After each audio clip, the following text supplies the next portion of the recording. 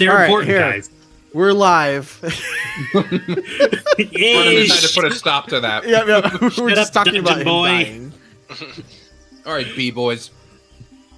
Hello, everyone. Welcome to the first sequel of something we've already done before. This is Peasant Run II. As all of our avid watchers will know, we did this pseudo-experiment a couple weeks ago, which inadvertently led to maybe Tales of the Veil 2, the second one. Subtitles are still being workshopped currently. Junior? Electric Boogaloo, maybe? Richard? What are we thinking? Maybe. The Reckoning? It should be the and then an R word. The Reloaded. Well, whenever we do the prequel, it's going to be Rise of the Knights, Dawn of Peace. So, All the things you hate. yeah. Could you squeeze Empire in there somewhere? It tests really well. That's why all the movies have Empire. Also Chronicles. Can we get Chronicles in there? The Empire Chronicles, Oh, Rise of the colon. Knights, I see. Okay. Dawn That of sounds like Peace. every AI fantasy book you'd find on like the Kindle Marketplace. Yep. Oh man. All right, well, I think that's enough. That's it. We're We're just just done. on my part. Small talk over. No, it's been a really long time since I've read a game. So, we'll see how this goes. All right. Last time on Peasant Run, we were... I forget the name of the city. We weren't in Wider proper. We're retconning it so it was in Wider. Okay, it wasn't Wider. All right, Yep. well... Oh, that makes sense, because that's where all of our people are. So, okay. This, for all our Veil heads out there, takes place way across the continent. I should have gotten a picture of the world map, but I didn't do that. Way across the continent in the tropical and warm environment of Corin. You find yourselves on a dock, walking down the stairway into a large, long ship. Now, looking at this long ship, it looks like it's more meant for open sea excursions, and seeing the boxes and chests and ropes and chains. It appears to be a cargo ship, but as you look down at your ticket, you see Corin Adventures, Admit 1. It seems like this is where you're supposed to be for your extravagant tour of the Corin River. As you board the ship, I am You hearing see- a little of that buzzing again, Ryan. You might want to Okay. like unplug, replug the microphone, something like that. let me see. One sec. Or if sorry there's to any interrupt wires you. that are like over just on didn't top wanna- of each other. There are many wires that are over on top of you. Sorry for the interruption. It could I just be a figured you'd little wanna know. electrical current running through your mic cable. While he's distracted, we all already pre-rolled the best characters, right? You all rolled 69? Mm-hmm. I think we rolled. should've made I 69 rolled one. 10d20 and got 110, but I see that the random NPC table only goes up to 100. Test 1, 2, test 1, 2. How we doing? Sounds better. Much Better? better. Okay. So, as you board the ship on the side, you see the SS Green Inferno. As you board the ship, you see a number of familiar-looking creatures. All rotund, stout, black and white blotches of fur. This ship is mainly, as it would be expected of this region, staffed by Pandakin people of the Bearkin greater family. As you're walking by, they're, maybe not so surprisingly, kind of focused on their work. Moving shipping crates back and forth, kind of just like bumping into you. They don't seem to really like your presence there. Honestly, it looks like you're kind of walking through someone's work site. As you're kind of scanning around, you see a number of benches sit right in the main area of the deck. And just above there is a slightly disgruntled, what appears to be maybe first mate lieutenant. Also not super thrilled. However, to the person to his right, has enough excitement and thrill for everyone. He's wearing a tan button-up shirt. He has a hat with like the wide brim and one side curly red hair. He's just like, you're here. Congratulations. Welcome to the Corin River. Please have a seat. Our tour's about to begin right now. So as you slowly make your way there, he's like, step by, come on, it's gonna have a great time. Watch them, they're working. It's also a working cargo ship, but times are tough, so gotta get extra gold here we can. Nice to meet you, sir. Please, thank you for coming. He says there's a transport, blah, blah, blah. As people kind of settle in and sit down, he's like, right, how are we today? Welcome to the SS Green Inferno. This is the first and only ship currently navigating the Corin River, giving tour guides. Now, as you might have guessed, this is also a transport vehicle, but we won't let that slow down their work. Isn't that right? And he pokes the pandakin to his right, and he's just kind of like, ugh. You can gather that he was probably assigned to him to kind of keep him in line and keep the subsequent people around. He's like, all right, so with that out of the way, anchors away! You hear the chain coming up, and slowly the ship starts to disembark as you cruise gracefully down the Corin River. Now, looking around, it is a rainforest. There's haze and mist. There's birds flying around. You can hear calls of beasts and animals far into the distance. If you remember, this was a place some long time ago, the Knights of Tiberius came here through their many journeys, helping the Pandakin and everyone like that, and knows that there's a bit of danger here, potentially. It's like, yes, very good. I'm very excited to have you all here today. Now, who here has ever been to the Corin River before? Raise your hand.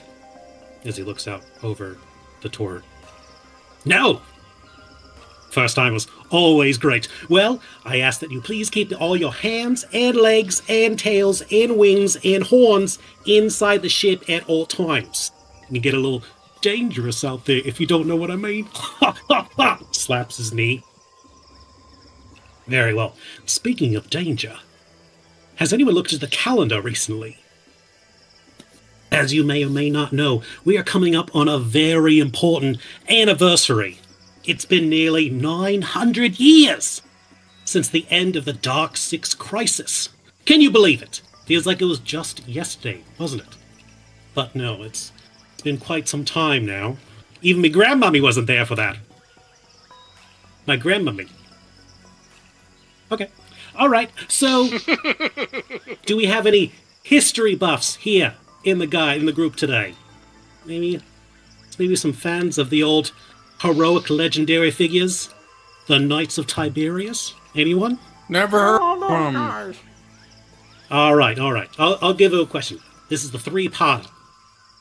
Who of the Knights of the Tiberius was the strongest, most powerful, the smartest, and the leader? Can anyone tell me? I think there was some guy named Finn. Oh, I was gonna say Finn. I know. Yes, sir. Oh, I heard this one. It's Nathan Blackwell. Nathan. I'm sorry. There's not anyone else. Any guesses? Any history buffs here today? Wasn't there a bear named Kuruk? Sir, I will give you partial credit, because, as it turns out, the most powerful, the smartest, the wisest, and the subsequent leader of the Knights of Tiberius was none other than Tao the Great and Powerful, right here from the shores of Corin. Yes, that's true. Oh, we should You have can guessed look that that. up.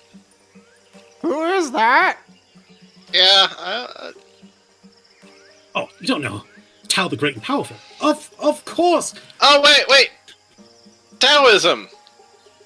That's right. Yes, that's where the name comes from. That's correct. I got that one. Very good. Now, as everyone knows, all of Tao's many great feats, both before and after the Dark Six crisis. What I'm about to tell you here is his adventures go on much longer than one might think. Now, some would say, Sir, I don't believe that Tao was at the final battle with the Dark Six. I don't think he was there at all, actually. Well, the funny thing about that is, and as he's going on telling you about 900-year-old history, off the port side of the ship, you start to hear a roiling, boiling bubble. Now, it's already very quite warm, and you can hear the slosh of the wind, of the waves on the side of the boat. But as you kind of look over to your left, you see appearing a large circle in the river. Bubbles, steam, as hot water is starting to boil in a localized area. And then what appears to be a red tinge kind of comes up and starts spreading out along the sides. The tour guide looks over. Oh, looks like one of those many dangers we were said to encounter here. Isn't that right? And he looks over to his pandakin first mate for acknowledgement. The panda's like, it's like, right, well, as we have said, everyone please remain seated for this slight distraction. We will be back with the trivia. And as he says this, a pretty large ship emerges from underneath the water. This ship is carved, appearingly from wood. However, the wood itself is so pale. It looks like it may have been carved from bone itself. The sails are torn and tattered. There are long Viking-style oars sticking out from the side. It doesn't appear to be any make of any ship you've ever seen on this side of the world or the next. But probably the most disturbing thing of all is what's on the boat. As you, no doubt, look down over the side, you see what appears to be a ghastly crew of monsters. In the very front, you see very short, stout, pale, gross-looking creatures. They have scabs. Their teeth are showing. They have massive clawed hands and feet. And they're kind of chittering around, looking up at their new environment. Beside them are slightly larger, but still on the smaller side, what can only be described as beasts. Green, leathery, kind of like a bear that's lost all of its fur. It has long, elongated, kind of stretched ears. Foul teeth sticking out. Its nose pressed against its face. Almost like a pug from hell, one could say. It has long, gangly arms with skin that seems to just stretch and drag along the floor. You also can't help but notice a large cloud of gas, flies, even at this distance. It smells horrible. Walking back and forth down the ship, you see what appears to be one might say, confidence booster. A large, bounding creature, pink with rolls of massive fat. It waddles back and forth, looking over everything. Its eyes are sewn shut. Its mouth is sewn shut. And coming from its shoulders is a cloud of buzzing, busy flies with long needles. As he kind of walks about the ship, you hear him in a guttural language. Stand right. Captain on deck. And from underneath the small enclosed area, someone walks out. What could only be described as quite possibly Death himself. This creature has long, tattered, pale robes. It has a bone-like structure face. It actually doesn't appear that he has skin at all. He's carrying an oar, like an oar that you use to paddle things. On one end, also made in that same familiar pale white bone-like structure. On one side, an oar. On the other side, what appears to be a torch, a flaming sphere of fire attached to it. But most distinguishable of all are its piercing, red, bloodshot eyes. He stretches his bones, quite literally, and looks up. He's like, we finally made it. Not going to that damn place ever again. Oh. Now there's a pretty ship right there, isn't it? Quite a bit larger than mine. That's all right. I like 'em big. All right, then. Congratulations! You have the distinct honor of being my first pillage and capture on my plane, as I declare, Captain Bone Marrow of the River Styx. Okay. Goddamn. A plank of wood slams down on the side of your ship as they scramble across and quickly board the ship. I need everyone to roll for initiative.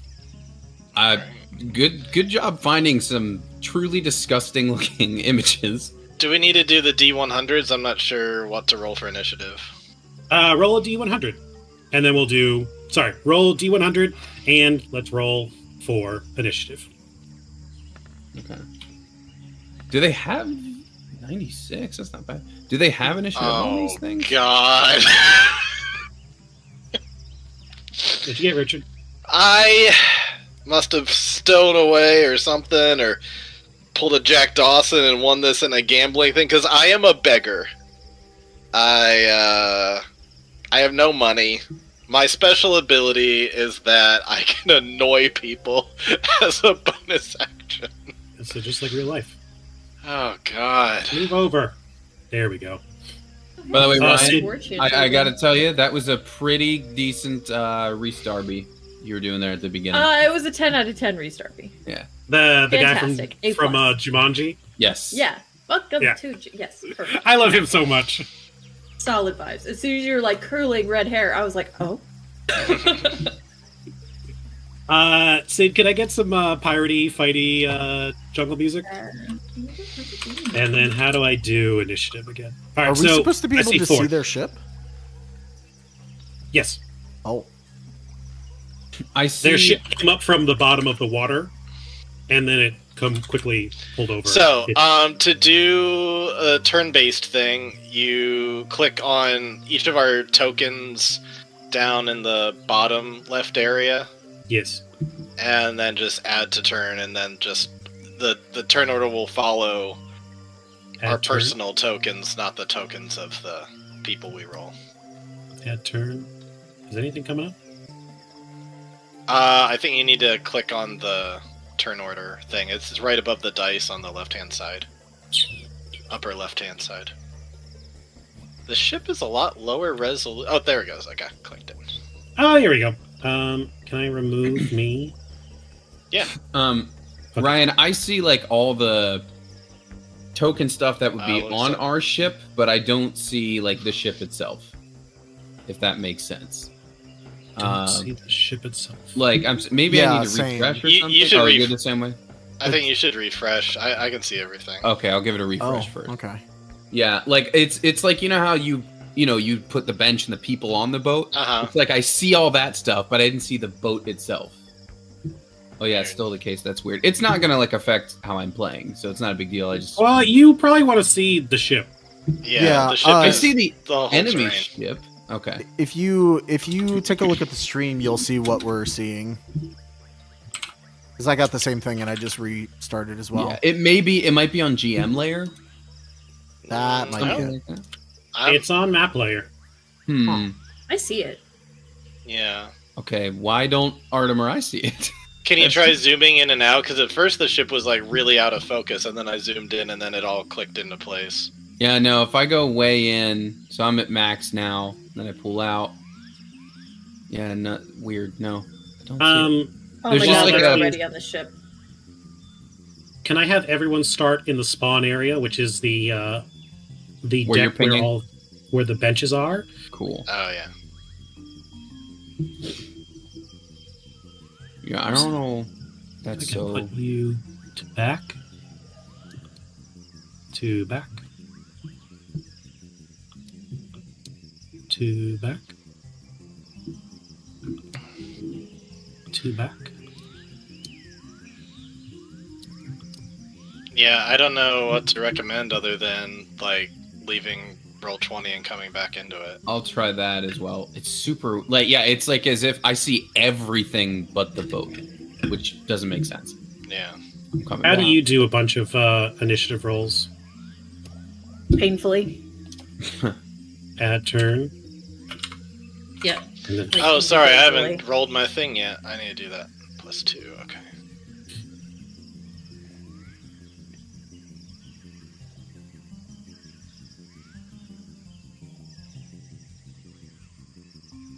Okay, I totally restarted roll 20. Still seeing the same thing. Huh. Yeah, like here, here you go. Like yeah, that's what it looks like for me and Artem. That's so weird. You see what I Sid, mean? you Like can see it? I see Yeah, the I enemy see it boat. fine. So you see a boat here, Sid. Yeah. What? Huh. That doesn't. What does roll 20 do? I've have never no seen that idea. before. I know, right? Ryan, why don't you try taking that ship image and like put it on the GM layer and then put it back on the map layer? Okay. Let me try. Layer. GM layer. All right, now I see what other people see. Now I see what they see. Hmm. So what you see. let me go to the GM layer and then go to map layer. Yeah. Anything? Map layer. You see the small ship? Yeah, we Mhm. see the small ship. Yeah, that's fine. That's so weird. I that know. they're only seeing that. Yeah. Do we not have tokens that have sight or something like that? It could No. be something like. Because then we wouldn't. No, see. then you wouldn't see anything. Yeah. I've never encountered this problem. Question. So obviously we can click on any of the peasants on the left. What about should we be able to click on our characters underneath, or is that purely for turn order? This thing is purely for turn order. Okay. So like for those who could see it, they weren't assigned to something like that. No, that shouldn't have Okay. any effect. Weird. Yeah, we did that last time. Do you want to just draw the outline of the boat? I was gonna Like, say, if could- you want to just do that, I'm cool with that. Yeah. Yeah. Okay. They have so many little details on the ship. Sid and Richard, did let- you have let- this big like white void as well? Nope. No. I'll not take at a all. screen Like, grab he, of what we see. That's He crazy. brought it over and it was immediately like, there's the ship. Yeah. It's so That's weird. strange. Yeah. Ryan, this is gonna be a dumb question, but there is no just giant white square on the map, right? Nope. That you put there. Okay. No, it seems to be for some reason your computer's isn't loading it. That just doesn't. That's so weird. It's weird. I could see like Richard, you might have logged in as the GM or something. It might be, but if Sid can see it, she doesn't have any special Right. privileges or anything like that. Right. I'm a filthy casual and I see it fine. Yeah. Like Richard said, if you just want to trace it, I'm cool with that. And just reference the photo that I'm sharing in the. Okay. Discord Yeah, that thing. that works for me. James, the two people that stream are the ones that can't see it. Right. I know, right? Yeah. Sorry, dude. I was almost wondering if that had something to do with it. Like there was. Well, but I'm not. I'm This time curious it's about Artem. something. I'm turning off You see the every outline Chrome so far? extension and I'm reloading. I'm in Firefox. Oh. Do you have Chrome? Maybe you could reload it in Chrome. I'll try another browser just to see. Well, I'm using Chrome now. Nope, no extension is doing it either. All right. Well, Huh. let me just draw an outline real quick. Oh, is Ryan? Are you already doing Got it? it going. Yeah. See that I can see. Please disregard the lump at the very bottom left. No, my the arm lump's tilted. there now. Oh, okay. Ryan, you got a fucked up ship.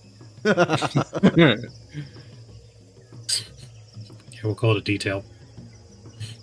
It's weather worn. The ship's been through river Styx. rudder. The starboard rudder's looking a little lumpy, Captain. There we go. All right, thanks, Ryan. Sorry we can't see it. It looks lovely from what Richard shared. I'll draw some other things like where the stairs and stuff are, I guess.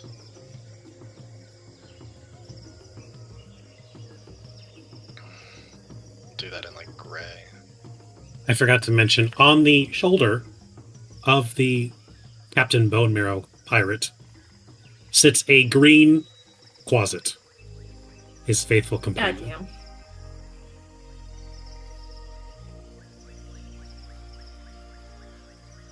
What? Dang it. Am I not in freehand?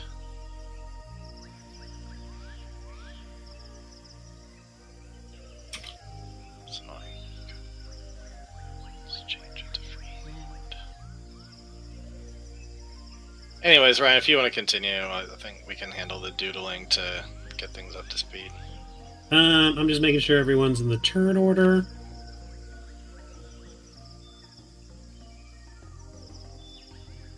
I mean, I would say, like, you see it, but people can't.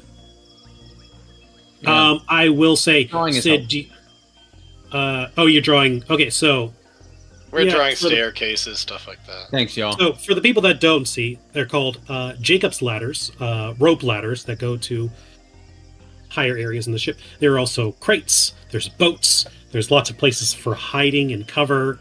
There are also a few chests dotted around on the boat as well. You have been told that this is a transport vehicle. Of what? You are not sure, but it is up for you to discover.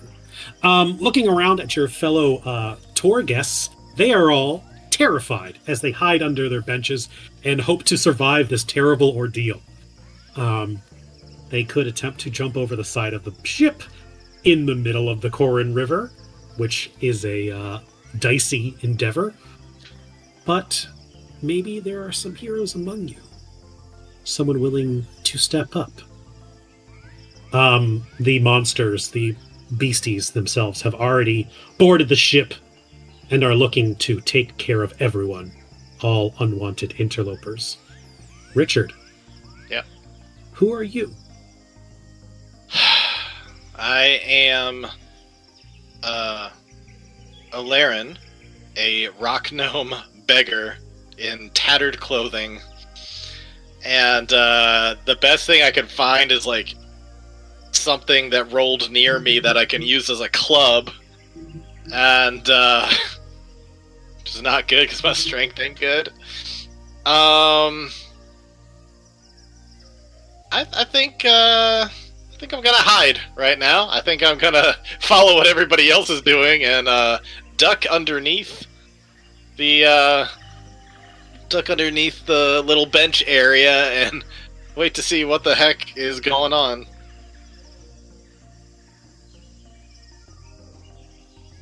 Okay. You hide, and you rolled an 11 to hide. Are you PSant? Oh, Oh, I'm I- PS Ant.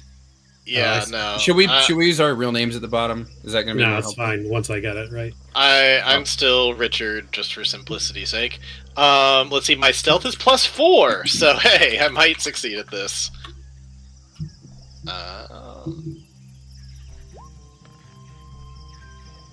15, not terrible. Bad.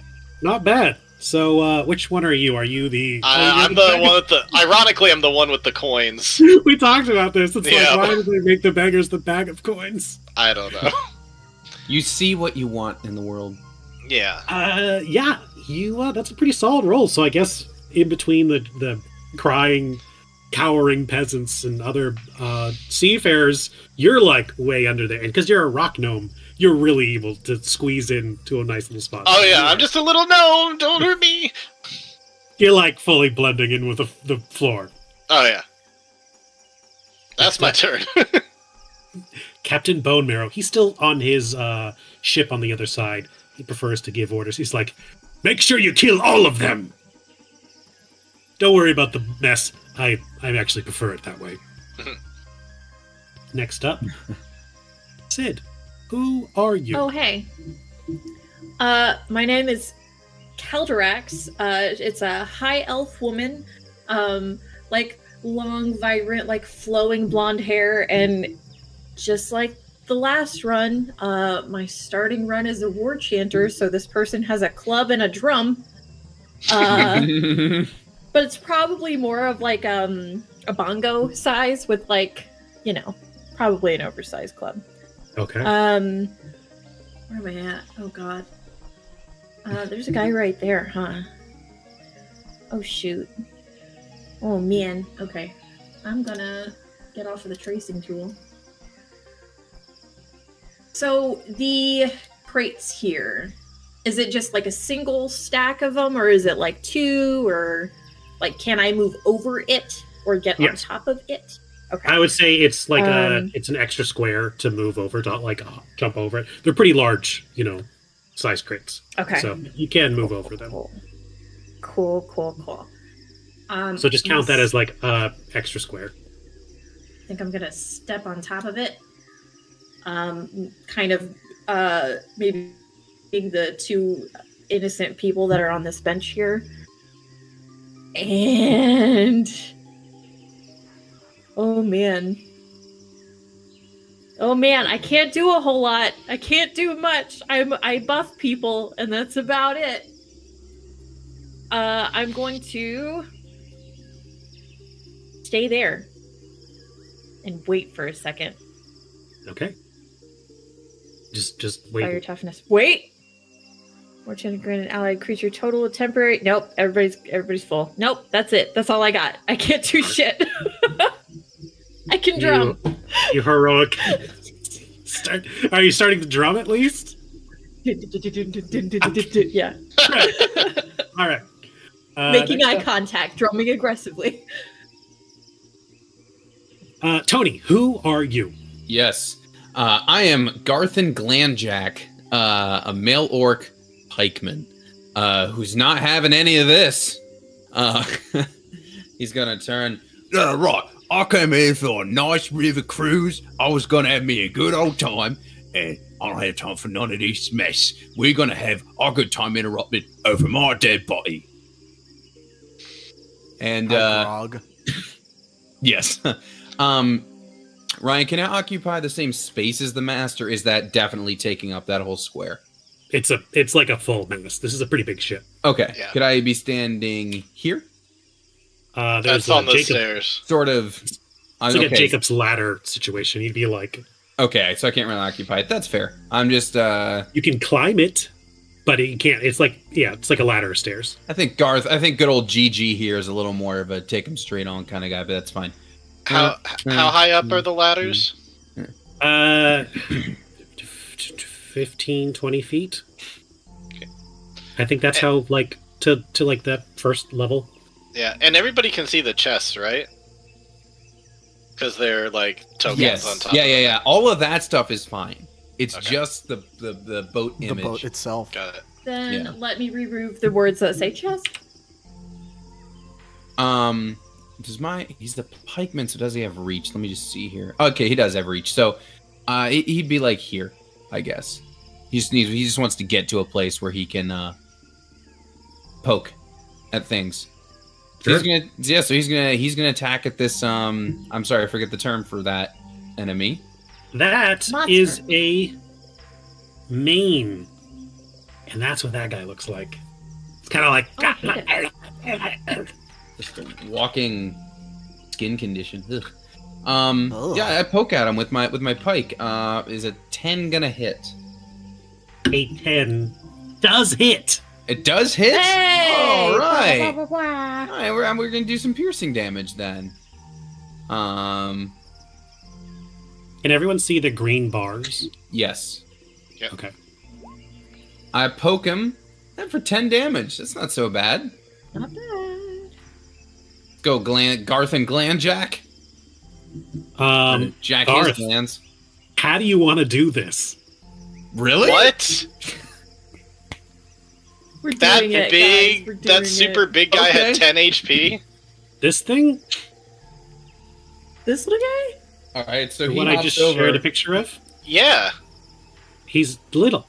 Look how stumpy Oh, he he's is. Oh, see, I get the impression he's much taller from the. Yeah, I okay, thought he yeah. was like 7, 8 But feet his tall. legs are like, No, he's What? real stumpy. How tall his is legs he? are itty bitty. How tall is he, Ryan? He's a small fiend. Oh, okay. Okay, so If you want an idea of the proportions of everyone, I thought. Yeah, you that's him. I thought he was huge. this guy. Oh. Well, that would mean the. Oh, sorry. I see in enormous. relation to. Oh. Got it. No, Okay. I that makes thought, a lot of sense. I did not realize these were true to scale. I thought you were just being fancy, and this was like the who's the Dragon Ball? I thought this was like Ginyu Force. That's what I thought too. No. This is like a I know manga. I didn't have it up long, but it is spread. to scale, roughly speaking. Okay, Okay. okay, that's helpful. Thank you. Okay. Well, that thing is so gnarly. Move back. Anyway, so yeah, he's like, yeah, I'm gonna have my jungle cruise interrupted over my dead body, and so he's gonna step around and just go, get over here, you fleshy freak, and just poke at him, and oh, all right. I didn't realize he was gonna go down so easy. Come on, everybody, let's rally. Ain't no captain gonna spoil our fun today. Oh. Listen, you guys remember, like 10 damage at level 1/2 is pretty solid damage. It's solid. That's true. That's true. Well, that's what I did. All right. Next up is the main's turn. You see the closest one there. He's like, apparently it had a close personal relationship with the main you just killed. And it's going to move and attack you. Oh, there's a bunch of them, not just one. Okay. I suddenly now piecing it all together. Ryan, I have a question. Yeah. The pikeman has an ability. Once per short rest, I can react and attack an enemy that enters my reach. It's speaking more about rider and horse here, but I'm assuming that can apply to any enemy that enters the reach, correct? What is? Can you drop the? I can't. Well, I can't copy and paste because of how the spreadsheet's made. What is it? But I does can read it to you. Yeah. It's Cavalry Nemesis. As an action, the pikeman can ready its action to stop an incoming rider, attack the target. Sorry, the grammar is a little weird.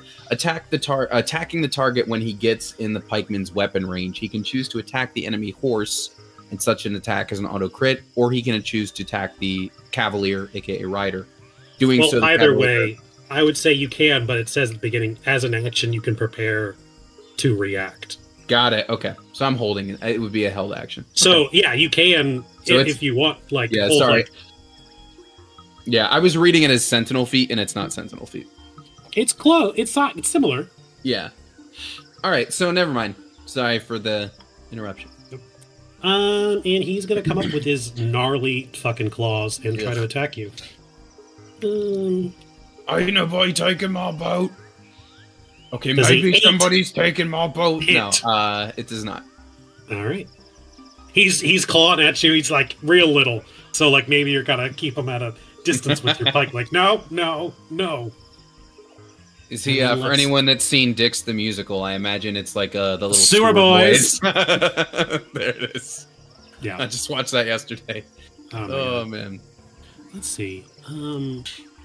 As one might assume, based on their size, they're not the quickest of creatures, but they are able to reach. I'm gonna move you over here just so I can be. Yeah. But another one does come up. Well, it looks Any- like they're just joining the cruise now. Does a 9 hit you? Does not.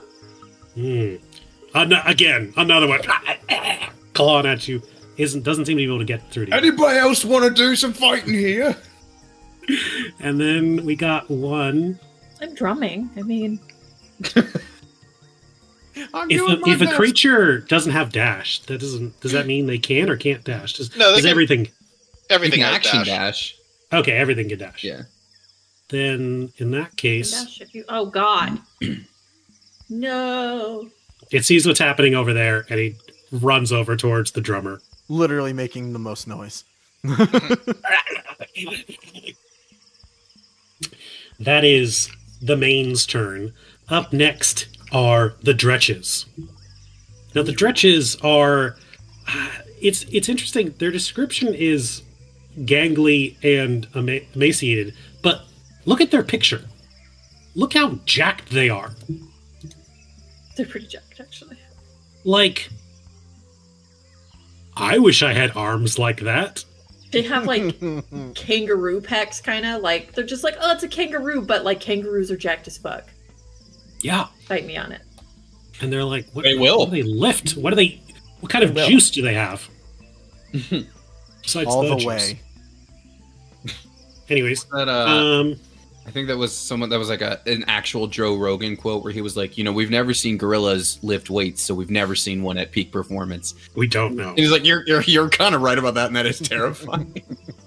Sydney, your drummer, well, he may or may not get drummed. Let's see. He could make 2 attacks. Like to see A you try. bite. A bite and a claw. Sure.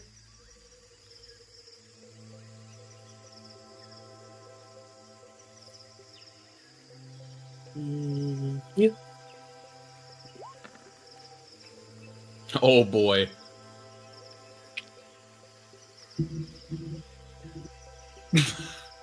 Did those hit? And yes, and all of my special abilities are specified to allied creatures. Nothing is like, hey girl, take care of yourself. So yeah, those hit. Well, It's you fine. take Oh boy. Which is crazy because she had a 16 armor class.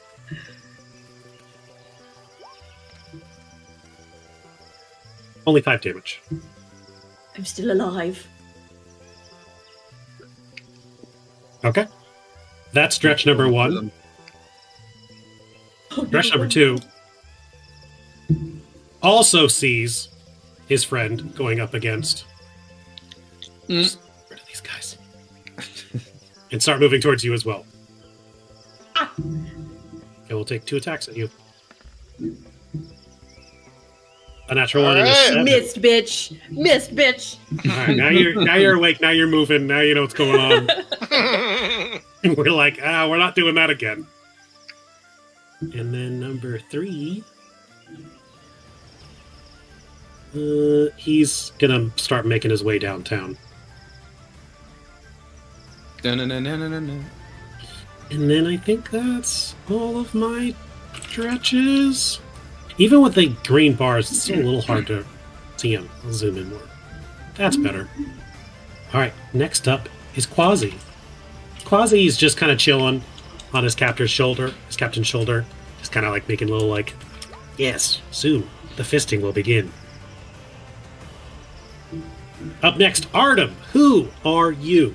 All right, so I am Theria, an arcanist halfling. She came here to study Corin, and well, she's seeing the wildlife. She doesn't like it, not one bit. But that doesn't stop her from going over here and throwing a pocket acid at the 2 people standing right here. So, All right. oh god, everybody moved. Why did everyone? Sid had Sydney the hopped out part. for a second. She's hopping Gotcha. back in. Sorry, none of my cameras were working. It's all good. So Acid Splash says that I can target 2 creatures within range that are within 5 feet of each other. So the 2 mains that are over by So the 2 people on the bench behind the enemy. yeah, I'm joining them. yeah. It just makes more sense because over here, poor old boyo is in the middle of everything. And I imagine that this is not a spell. She's just literally throwing a vial of acid. So they both need to make dex saves. Is that correct? I Or are you rolling to hit? Dexterity saving throws. Yes, both need to make dex saves. And DC 13. Okay. Well, as we have established that they are small, stumpy creatures.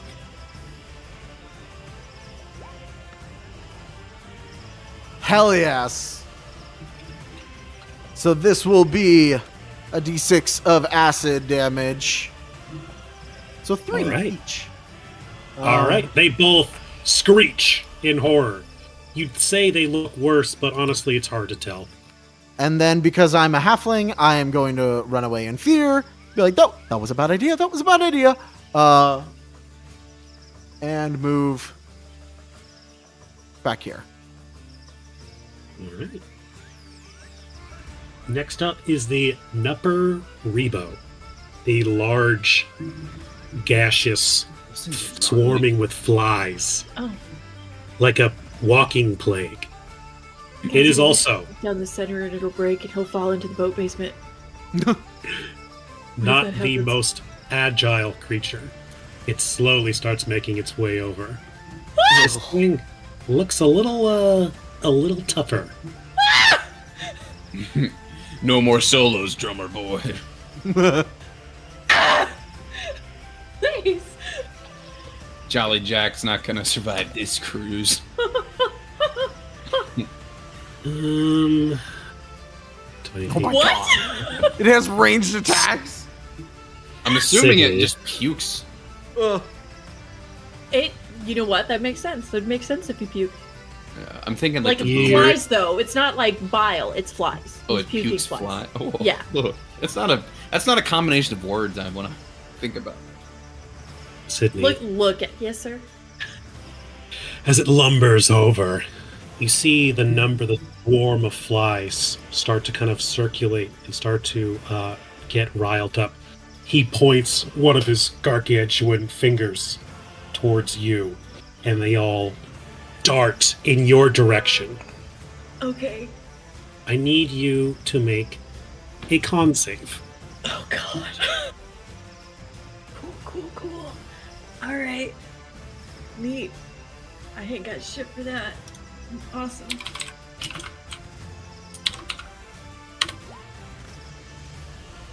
$15.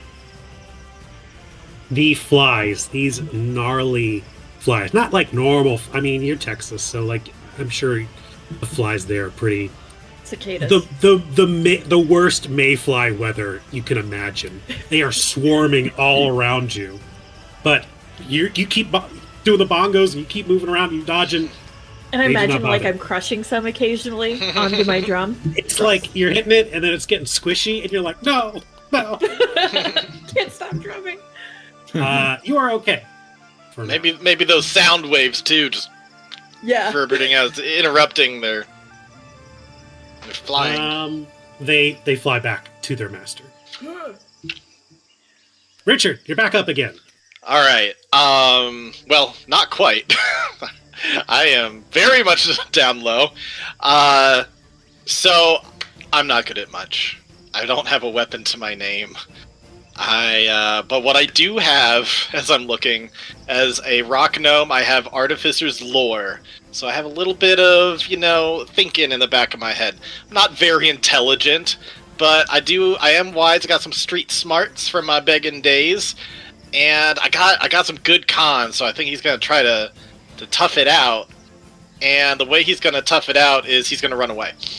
So he is going to try to figure out a better solution. He sees so much approaching his way, and he knows that hiding is not gonna work out. So he's gonna dash. Where's he Question: going?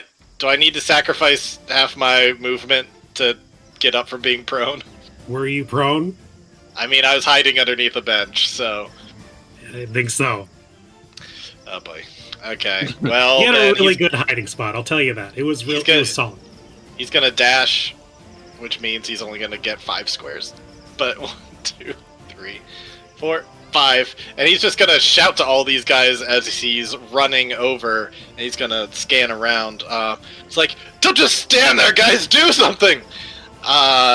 And he's gonna look around, and I guess he's gonna see a couple of chests and think, maybe there's some possibilities here, but he's gonna have to do that next turn. I will say there is on these chests a lock, but locks can be persuaded to be open. There are a number of ways to do so. Tinkering. Yeah, he's also just gonna shout at these Pandakin and others like, if you got anything of useful to fight against demon things, help! And he's gonna beg. He's gonna beg them to help. Is that an action you can do? I mean, nope, but that's. You'd like to beg as a free action. The pandas. Well, why don't you roll for it? Why don't you give me a begging roll? Okay, I guess that's a persuasion. Yeah. Ooh, -1 charisma. He himself might be kind of stinky. Alrighty. This is just gonna be a flat -1. I don't have any persuasion bonus here. Hey! I was going to have them jump ship, but it's a solid roll. So they look at each other and they're like, why don't you go? Well, why don't you go? Well, what if we both go? Okay, but you go first. So, I'll tell you what, that solid roll, you're in there. I'll put them in the order. Nice.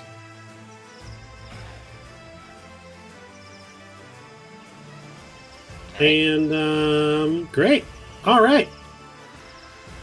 I will add them in. Next up is Captain Bone Marrow.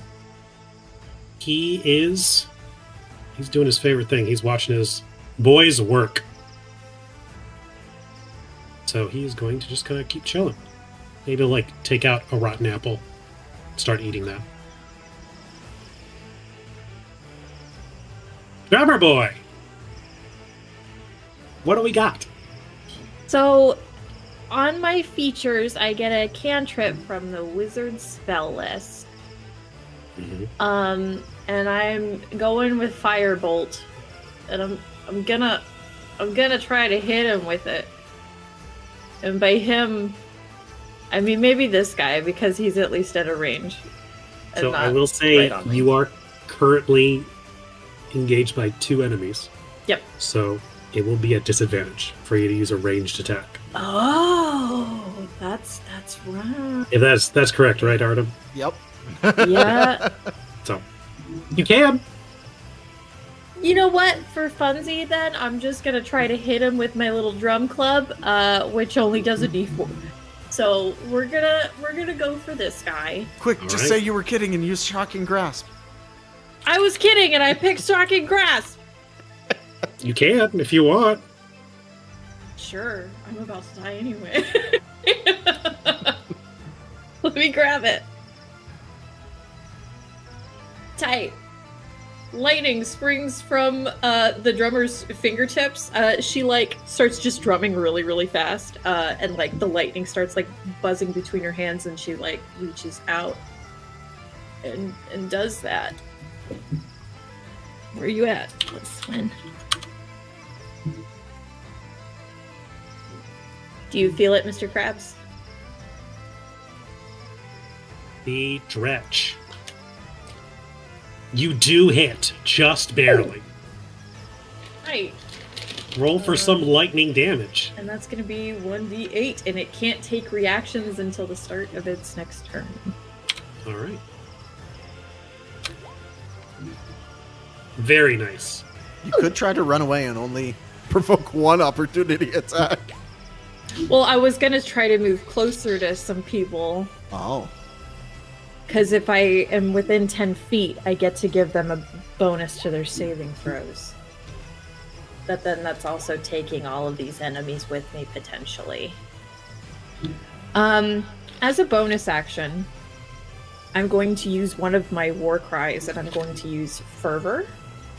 I am going to give an allied creature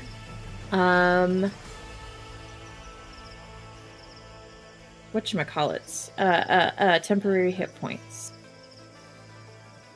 I'm going to inspire toughness to the one that's like knocking people out, like Tony's character.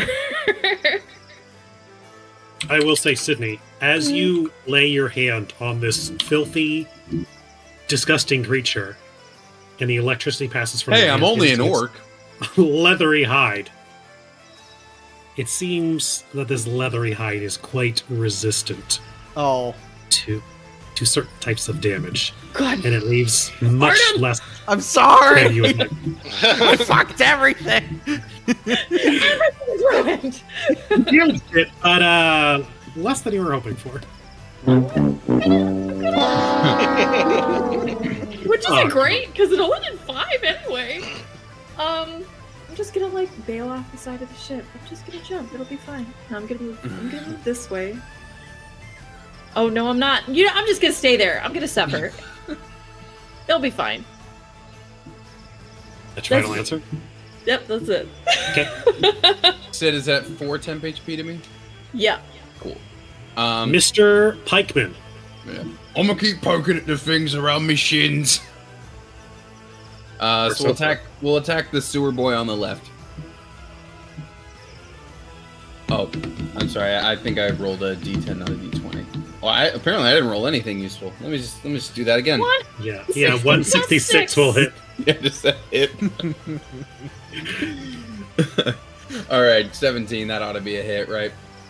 That hits. Okay. Which one are you hitting? They the have one- the same health either way. The one on the left is what I. Yeah, Okay. that's totally fine. D10 plus 4. I poke him for 9. Yeah, dude. These guys aren't super tough. You take them down easy. That's when I poke through, and then it's like I'm like collecting litter. It's like a stab through, and then just a flick over the shoulder. That's not how you collect litter. I don't know why that's the metaphor I used, but I just fling him away, and that's All right. me. Let's Do you wanna move or Everybody anything? rise up! No, I Okay. got one more at the shin, so I'm gonna stay put. Next up, the 2 Pandakin crew members that have been moved to action. They were like Mm. taking drinks at the helm, and they're like, "I guess we should help." It's like they don't pay me enough for this. Fair, to be honest. Yeah, that's 30. They move up there.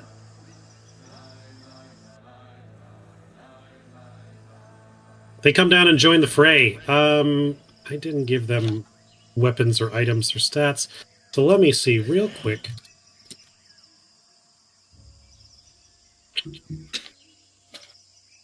Can always roll for it. It's true.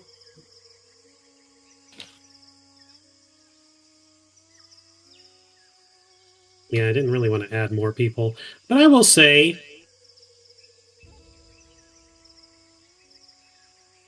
they probably have like sticks, right?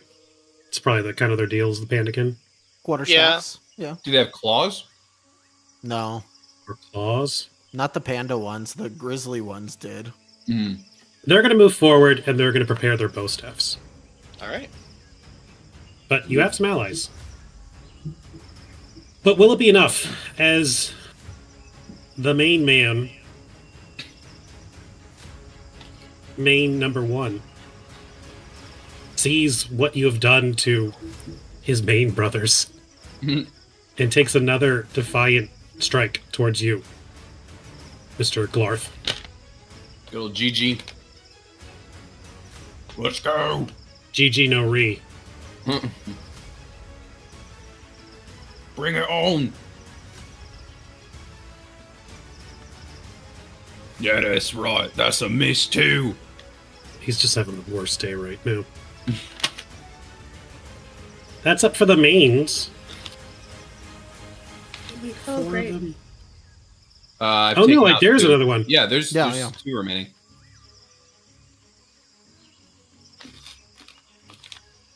Oh, great. Seeing what's happened, that main does not have any warm feelings towards the others that have died and does not want to meet the same fate. So he's going after the drummer. Go after the drummer. It's like, Sure. no thanks. Oh my Oh, poor Sid. I'm over here getting single-digit rolls. Like tears start like pebbling at like the corners of her eyes, and she's just drumming.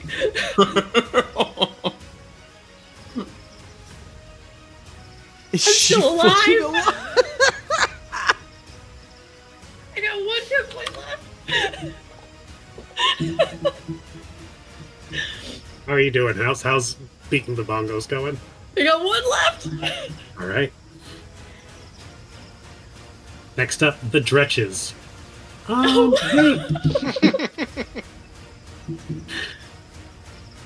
Yeah. They're gonna see what's going on. They're not the brightest, but they are hungry, and they are, Oh, as a matter of big fact, same. packed hunters. An allied creature. Why is it all my allies? Why can't I heal me?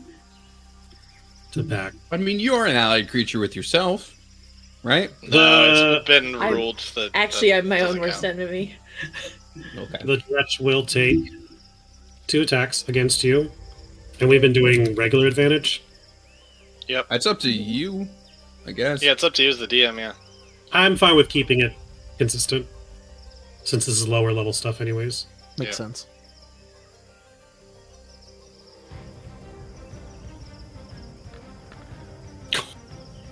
Oh no! Is a 13 hit? No, but that 18 does. Can you take 1 point of damage? Oh, How do you want to do this, Ryan? It's the claws, I'm sorry. You were able to fend off the bite, but the claws, they find their way as you slowly black out. Like, I think that first swipe just knocks the drum out of her hands. Why is that so sad? And then there goes the kill. I'm hearing Artem. I can hear the sound of the snare. You know, the snare metal piece under the snare drum. I just hear that sad sound. You know what I mean? First Hitting the death, ground. Let's go. That's one Dretch. The other Dretch is a little bit more adventurous All right. and is No. going to attempt Oh no! Two. No, don't bring it on like that. Do it from the front like the other ones. to I really thought that was your roll for a Oh second, Ryan. shit! Sydney got the good one. Did I? That changes everything. What is it? I'm so curious. Let's find out. I did not think someone would roll it without Andrew being here, but someone got the 100. Holy champion. So, Sydney, we're going to come back to you. Just hang tight for now, Yeah. which is even better because they've been here the whole time. And they're just like, I just Let me needed to finish see up. some blood first. we I finished wanted up the to two be on dredges. vacation. Oh my god. Sydney, mute yourself. Yeah. Sorry. Because you're gonna be probably reacting to everything. I think that's 2 hits. Yeah, it's 2 hits. That was for the first attack. It's for the second attack. Yeah, it's 2 hits. Oh no! Why you gotta do this? So it's biting and slashing at you Ow! currently. Ow! Ow!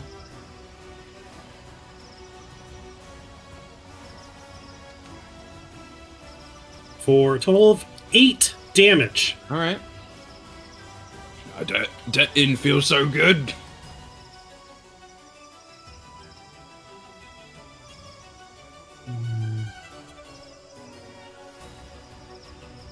I'm just I'm quickly making a note of this NPC because I want to use him later. And then, seeing that this one is dead, he's going to go after the Pandakin warrior there.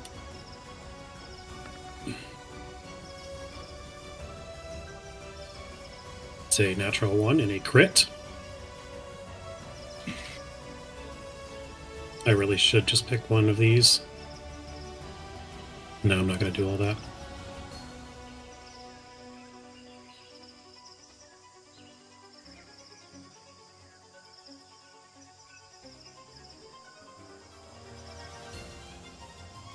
Oh, this is against the panda. Okay, Yeah. sorry. Yeah. They're not that strong. They are not fighters.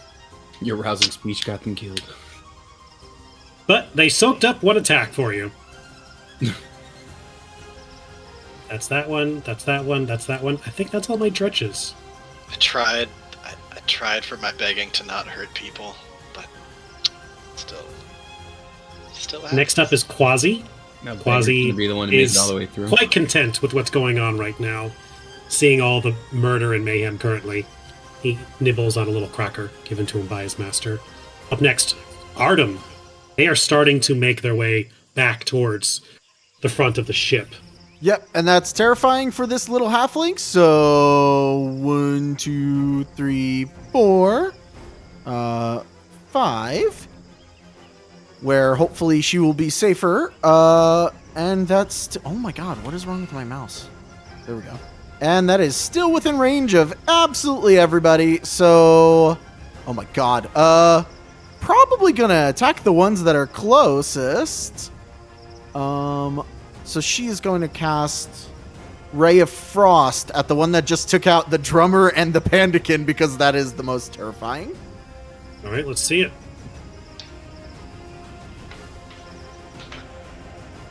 Eh? That hits. All right, a D8 of frost damage, so 6 or ice cold damage. Cold, that's what it is. And its Very speed nice. is reduced by 10 feet until the start of my next turn. That said, it seems that this particular fiend might be from one of the planes of the abyss, and as such, they are quite resistant to elemental damage. Oh no!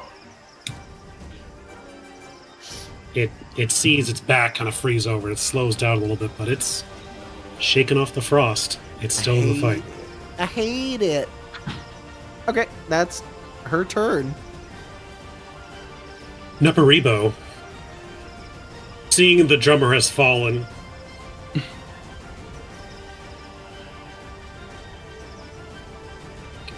steps on the corpse of its fallen ally. Can we get a sound effect for that? Squish.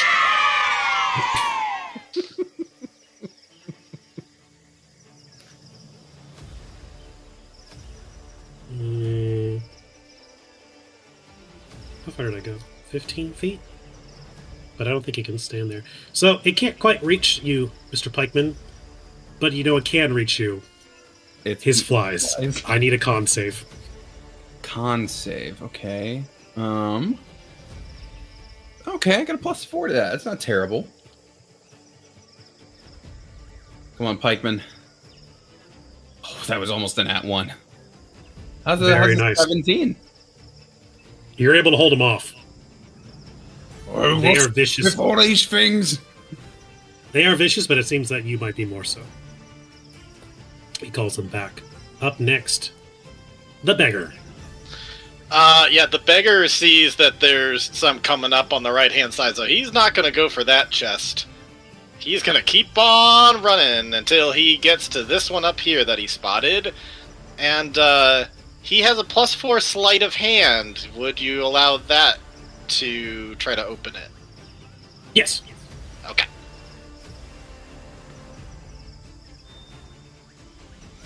Oh, boy. You're working on it. You're trying. You're doing your Yeah. best, but this one's a little tricky. That's me. All right. Captain Merrill lets out a boisterous laughter. I'm going to love my ship ever so. Nothing can stop me now. Sydney. Yeah, you say that. Watch me fuck this up. I'm about to end this man's whole career. So, I guess maybe she's coming out of here. Is this like a captain's quarters or like the entrance to one? We'll say that you were below deck in using the privy. Right. So, coming up the stairs is female Azimar Etheria. Like full plate armor, like glistening in the sun, like glowing eyes, and like just emerging up those stairs.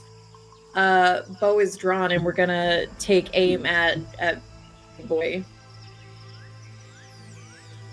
Where are those stairs? Which stairs would you prefer me coming up from? Oh God, where did I go? You're behind a staircase. There you go. Okay, yeah. All right, and we're gonna go for that. We're gonna take two at the guy who does not look like he can hide behind that pole. So +2.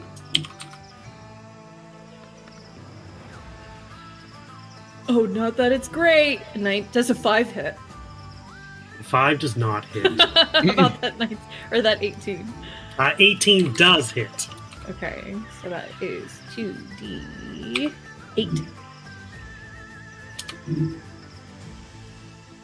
12 points of piercing damage from 2 quick shots from the bow, just like come whistling through. Very nice damage. As it takes a heavy hit right in its main center cavity. That thing hurts. And she's just gonna kind of cant her head and look over at the captain of the other ship in a menacing sort of fashion that I will not be able to do anything about this turn.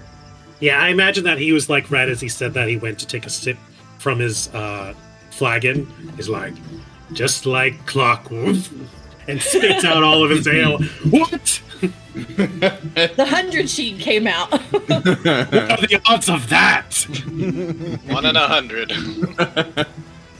See, And now, Notice Sydney. it's the only time I'll ever roll the 100 on the D100 is in the fun little game where it's no consequences really. But Sydney, if you had rolled a 100, just for the record, and it was a normal sheet, would you have been a little bit A disappointed? little bit. Moderately. It'd been like, oh, I finally did it. Oh, cool. I'm You I'm less opened it than a up, beggar. and you were like, that's a 100 character. Yes. Yes. I saw those hit points and I was like, oh, okay, got it. Got it. All right, Tony, you took some damage, but a holy knight has just emerged from the bathroom. What are you going to do? We're from the bathroom. That's an amazing sentence. Okay. Well, he was already pretty gung ho, but now seeing, I guess he turned when the I'm sorry, what's the green scrappy thing called again? The dredge. Dredge. When the dredge attacked, Dredge. he turned when he probably turned into that attack, and so he's seeing this holy champion emerge from the bathroom, and then probably feeling reinvigorated, just like, it's right now, we got real fire in our hands. Let's go, everybody! Come on now! And I'll take another stabby stab at the penultimate sewer boy over here. The other one that was kind of napping at my heels. 18's a hit, right?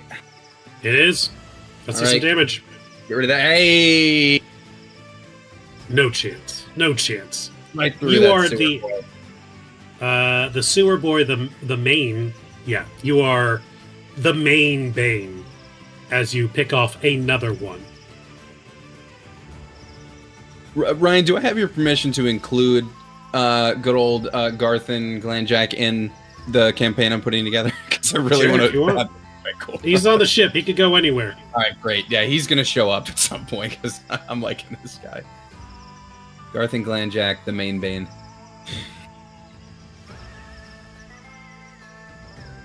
And that's all. I don't have bonuses or anything like that. So There is one main left. And he has seen all of his brothers and sisters die horribly to the pikemen. That said, there's not much else, though a new creature has just joined the fray. I will say it will go after that. 1, 2, 3, 4, 5, 6.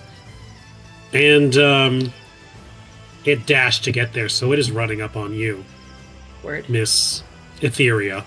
Great name for a Holy Knight, too. Etheria. That said, we've got a handful of dretches left. I think the dretches are going to go after the main target. 1. No. I'm sorry. 2, 3.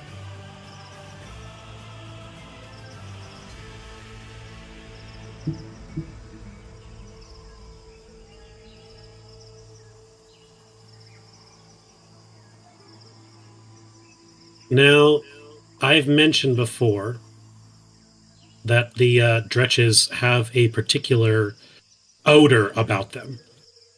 Sure. Quite disgusting. But what you don't know is that they've actually been holding it in this entire time. They are both going to use their fetid cloud ability. Oh. That's a fart. It's a fetid cloud.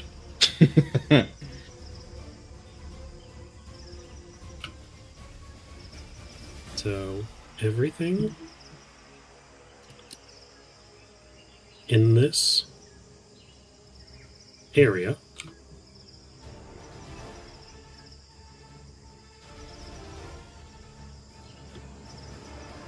we'll do that color. It looks like Sydney, you need to make 2. And Artem, is that you up top there, the Arcanist? Uh-huh. I need you to make 1 Constitution save. Okay.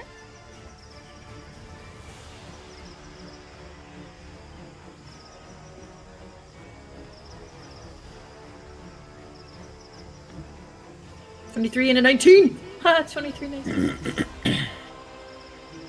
Yeah, you guys, like a burst, like a gassy green grenade just explodes in your area. And let me see real quick. The gas spreads around corners, and the area is lightly obscured, so it's a little bit harder to see. I don't think, does lightly obscured do anything? It's not like fog. That's a good question. I think it affects like ranged attacks, maybe. Might be a partial cover thing or something. Creatures have disadvantage on perception checks that rely on sight, but that's all that lightly obscured does. Okay. Yep. That said, you guys are able to block your mouths and seems to find a way to breathe through it, and you are not affected by the fetid cloud. It doesn't say that it's an action. I think it's just always on. But heck it, they're going to make 2 attacks at you, Sydney. Each. Sure. Oh no. Okay. Okay. Plus 2 to each does a 18 hit. Only the 18 hits. Okay. And it just What? makes it. Okay.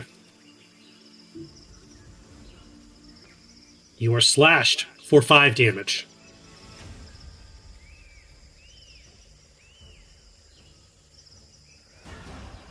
Ow! And then the last stretch is going to make an attack on the pikeman.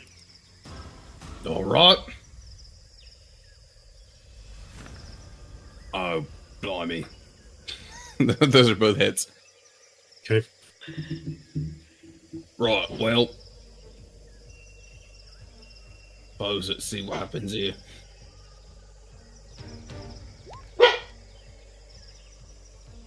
Oh, I had 9 HP and you dealt 10. Oh, buddy! Well, He did so good! I know. Hate to see it. Well, listen, I took 3 of those things down with me. And then some champion came out of the bathroom. That's... Is that the name of the episode? And then a champion came out of the bathroom? I love it. When you gotta go, you gotta go. You can picture And that I was like gonna finish the job. I picture like Tolkien style narration, just like, but then on that darkest of days, a champion came out of the bathroom. It's like All right. Shrek. It's like I Shrek guess emerging from the bathroom. Somebody. Oh man. What? Unfortunately, Do I have to roll 100 again? has already been rolled. No, this cruise is full of fucking holy champions. Man, if there was ever a time to not roll a 100, Are you telling me there was no holy champion like Mile High Club happening in there? There's only one. actually, there's They another both come out of champion. the bathroom. There's another holy champion, but they missed the ship. They're still on the dock. They were like looking at the vending machine too long. The Empyrean wakes up. What time's that? Oh crap! All right, I'll roll again. 230, right? 230? Come on! Let it be known. Let it be known that we both rolled 100. That's crazy. Now what's this gonna be in comparison? The I hope first it's time ever we've had 2 100s. I was Yeah. gonna say, Back to 100% completely right, assumption that it's nobody's gonna hit this if Okay, Andrew wasn't listen. here. I know it's not Not a the big- D100 holy Se- champion, but I want you to know a 20 is also a holy champion. I told Ryan earlier, he was saying, Andrew's not going to be here. Who's going to get a D100? I'm like, you rolled the D100. You rolled it in Aberrant Empire. That was my turn.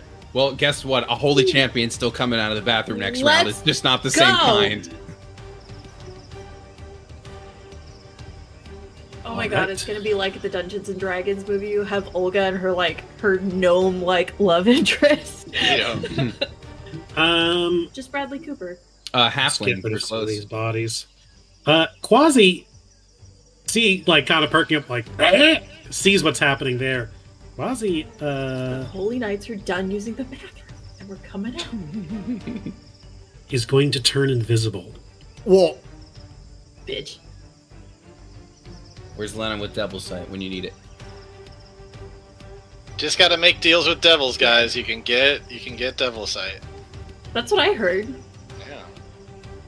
It's So like the being a story warlock. goes. or become a warlock. Right, that would have been an easier alternative. Artem, the Well- artist.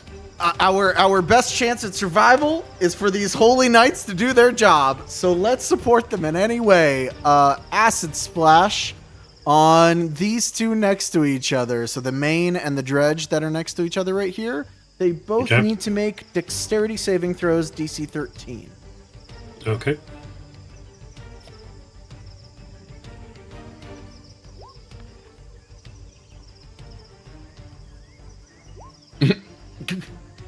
Ooh. Oh! Oh, And they both take 2 acid damage, unless resistant. You see, the funny thing about that is acid, not sometimes elemental, sometimes not. In this case, not. So it does full damage. You do the full 2 damage. that's that blue I'm a collar credit acid to right this there. team. Just Hulk meme of, I see this as a complete success. Yeah. Anything else you want to do on your turn? It looks like maybe the other side is going to be safer. So let's go 1, 2, 3, 4. Actually, 4, and then 10 feet up onto this rope ladder. Okay. Ladders suck, I'm just saying. What? Rope ladders, they're so stupid. Oh, They're yeah. awful. They are the worst. Very Have hard you to done climb. that in the carnival game, Sid? Unfortunate Little that you zip line can't to Sky see Force. what's going on. But so when you zoom out, what do you see on the right?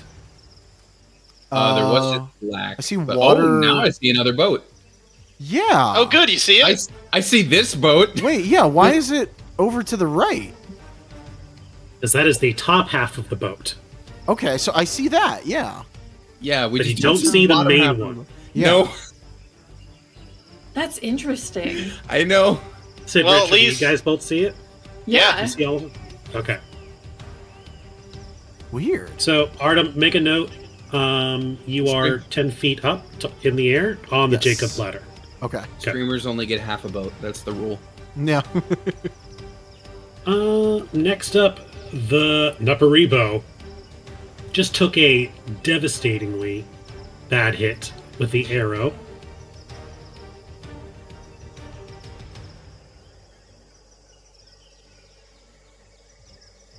Yep. Yeah, he's going to Technically not start there moving yet. forward.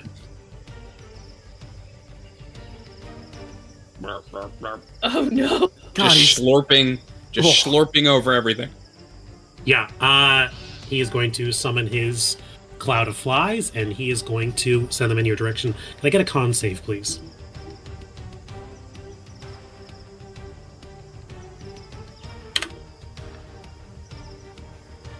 No, not Oh, even. that- Damn, all these con saves. This isn't your first cloud of flies. You've been around the block before. Just came out of- That is its turn. Richard. Gotta try again for this sleight of hand trying to get this thing open. Hey. Hey! And just like that, plink! The Oh! lock opens. Alright, good. Yeah, okay. What's in there? Alright, so Please be looking something I around- can use! Looking in there's a number of objects, some clothes, some tools. Useless, Richard. useless. Please roll me a 1d8.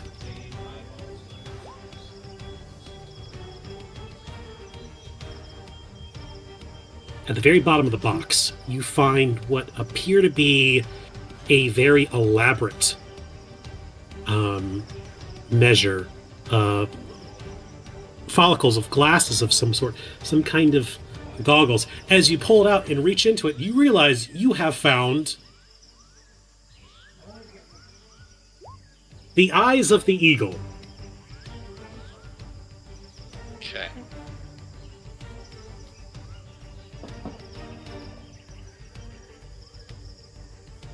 How does this help me? I can see my impending doom clearer. Listen, it's a cargo ship. It's not just weapons. I don't know what made you think it would just be an armory. No, Richard knew. Richard knew it could be anything. Okay, That's one of the treasures claimed. losing all hope, he's gonna jump overboard. Does he take the goggles with him? The Hell eyes? yeah! He's gonna try to sell those if he can survive. All right. That's what I got. Go ahead and re-roll a new character. 100. I was waiting for the 100. Last time was 16. Now it's 15.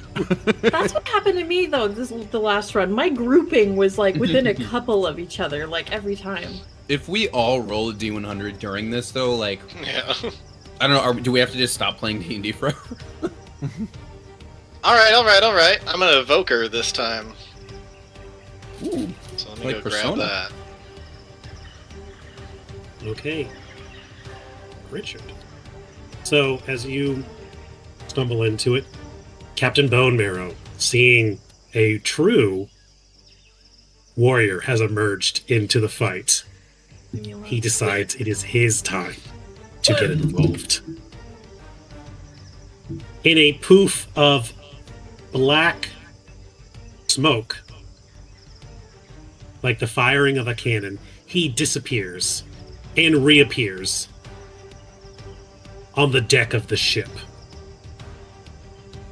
It's like, oh, we have a fight on our hands. Well then, let's get started. And let's see. 60 feet. Let's see how truly strong you are. Probably not. And he's going to wave some arcane energy at you, Etheria. I need a wisdom saving throw. Oh no. Sure, boss. Sure.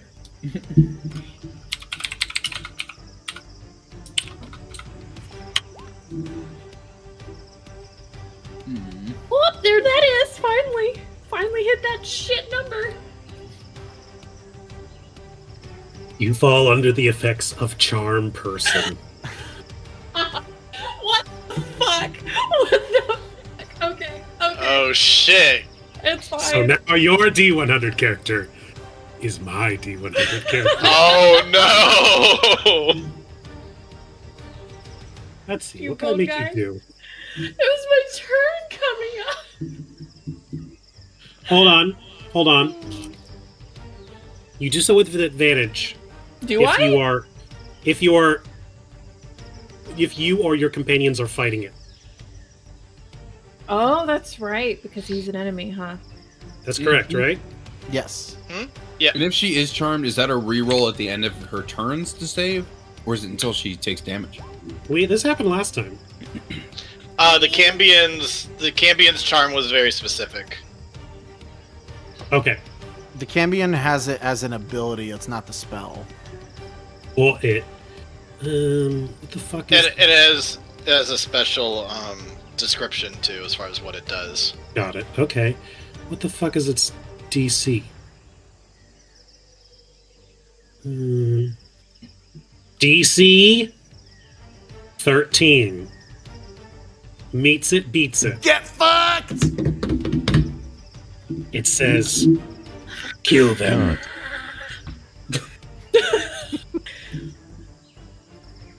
No. Insolent little whelp. And, that's an action. That's that.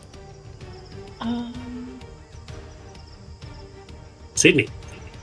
Etheria. I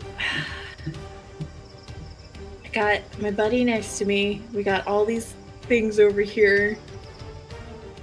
One of the guys just bailed. I'm gonna take this turn to see if I can't do a little bit of crowd control, and then we'll hopefully get to moving. With my my great sword, I'm going to take 2 attacks. I'm gonna take an attack at this guy and then that guy. 2, 3, plus. What is my attack? 6.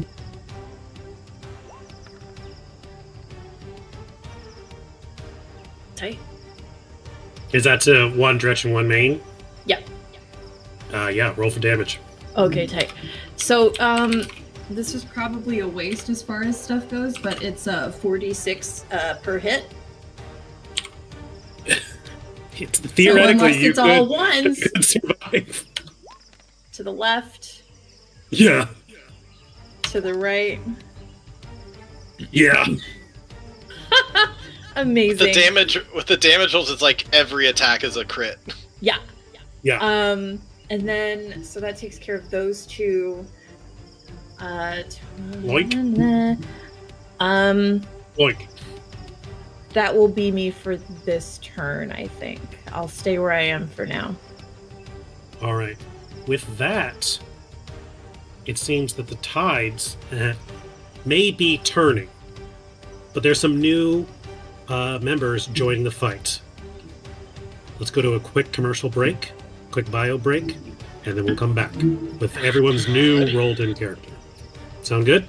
Yeah. Yep. Cool. All right. All right.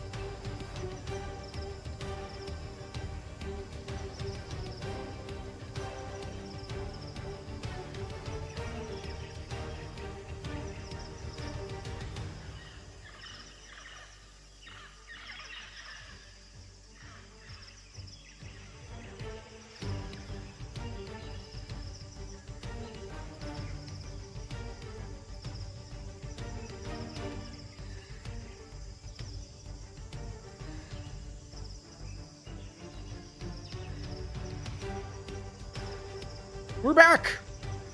All right. We are back, everyone, on Peasant Run II. Jungle to Jungle, working title. Last we left off, a holy warrior, aka the main character, has emerged on the scene and is causing all kinds of trouble.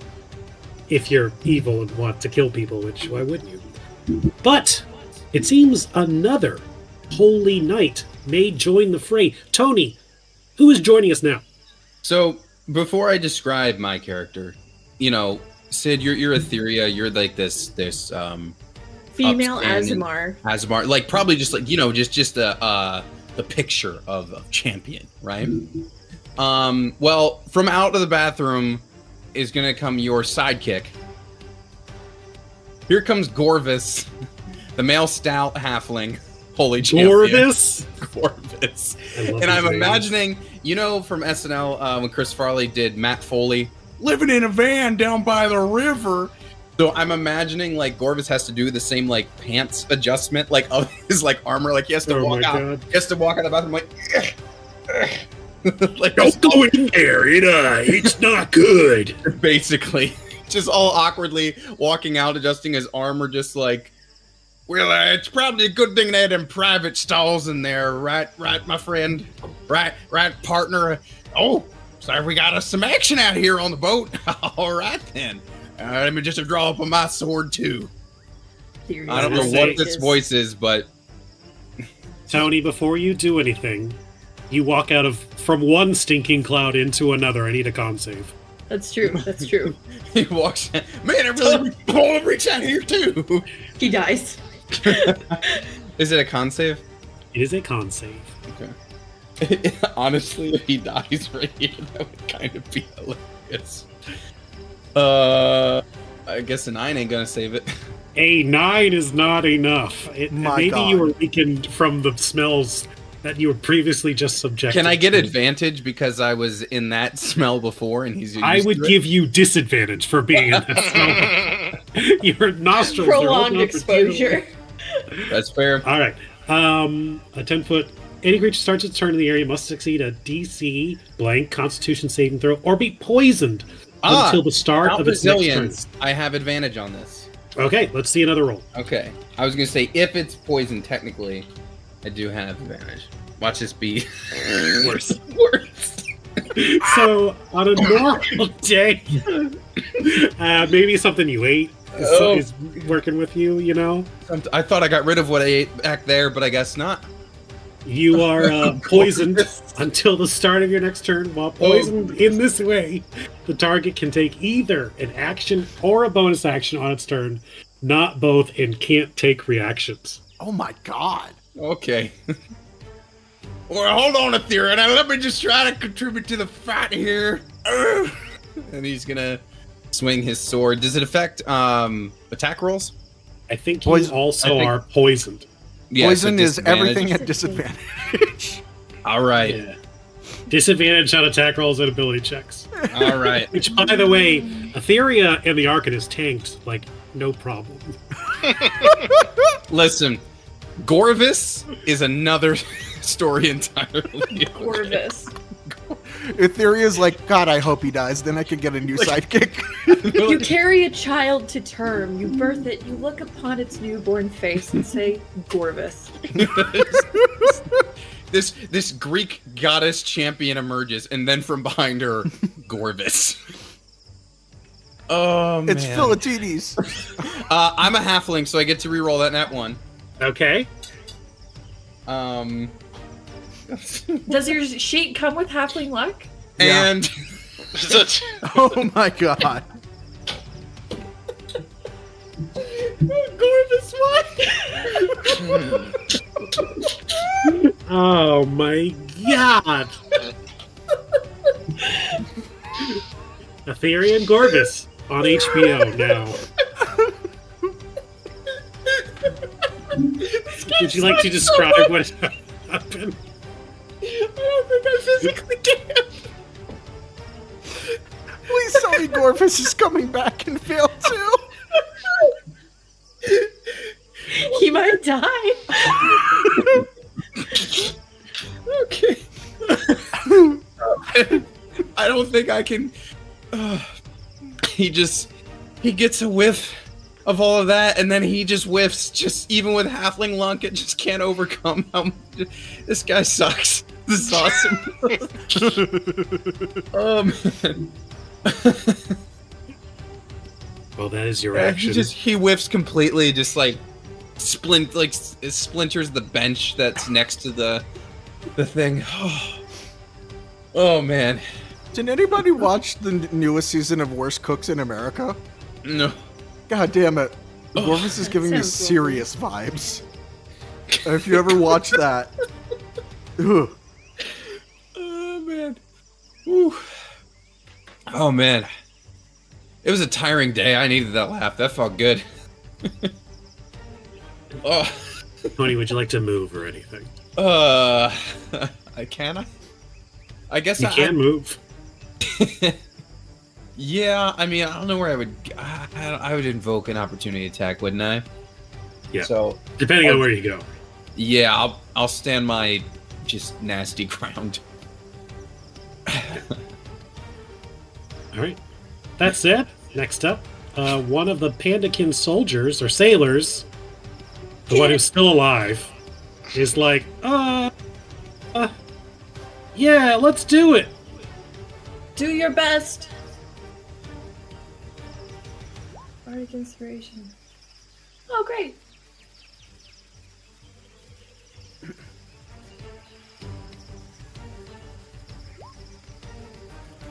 Hey!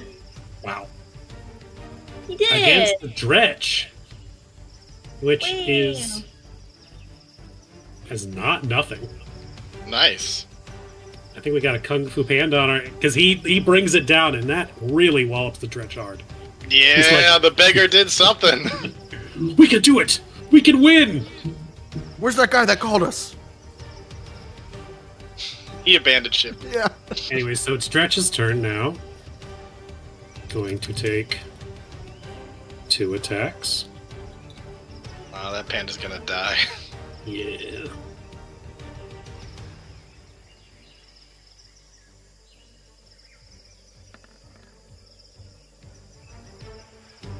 God.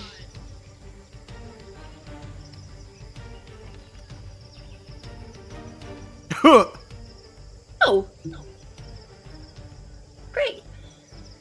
The panda is holding on. Whoa! That's That the said, descendant of Tal. maybe. Are you? He is going to move here, and he is also going to unleash his own fetid cloud. Ugh. Sorry.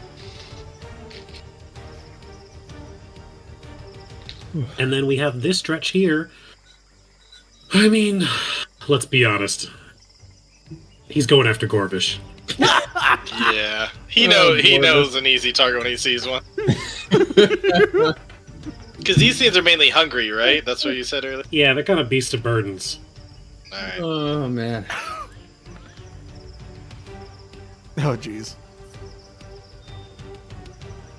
In my head, I have this moment that everybody literally stops what they're doing and just watches Corvus as he came out of the bathroom and missed everything. Bad guy stopped, good guy stopped. Everybody's like, what the?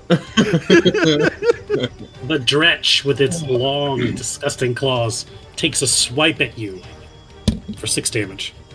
Does it have advantage on him, or he just has disadvantage? Just disadvantage, he does. 6 damage. Okay. That's And then- basically half of Corvus's health. Oh, no. Fuck. Good thing he missed the first one. I want Gorvis to live. Let him live. That is someone's turn. Me? Nope.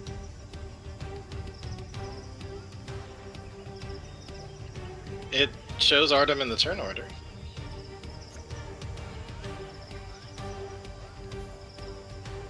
Might be somebody we don't know about. Is that what you... Oh. Artem, now it's your turn. Okay. I don't know what that It means. got it went invisible. Right. Forgot about him. Well, you said it was 15 feet to get to the top of the ladders, right? Yeah, we'll call it 15. Okay, so that's about 20 feet up, and then how much farther? Perfect! That's just enough to still be within range of Acid Splash, so at the top of the thing, I'm just going to move me to the other side so that I know that I'm up higher. Yeah. When Right you at get the up edge. there, could you please make me a perception check?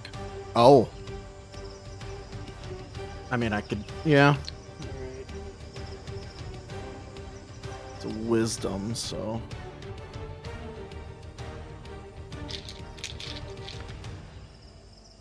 $16. Yeah, I'll give it to you. You get up there, and as you it's kind of like a large bucket-like crow's nest area. But there's like half cover, you're able to look over the side. It's mainly meant for like scouting up top. Right. But there's like ropes and chains and things like that. In addition, there is also a hidden chest. Oh!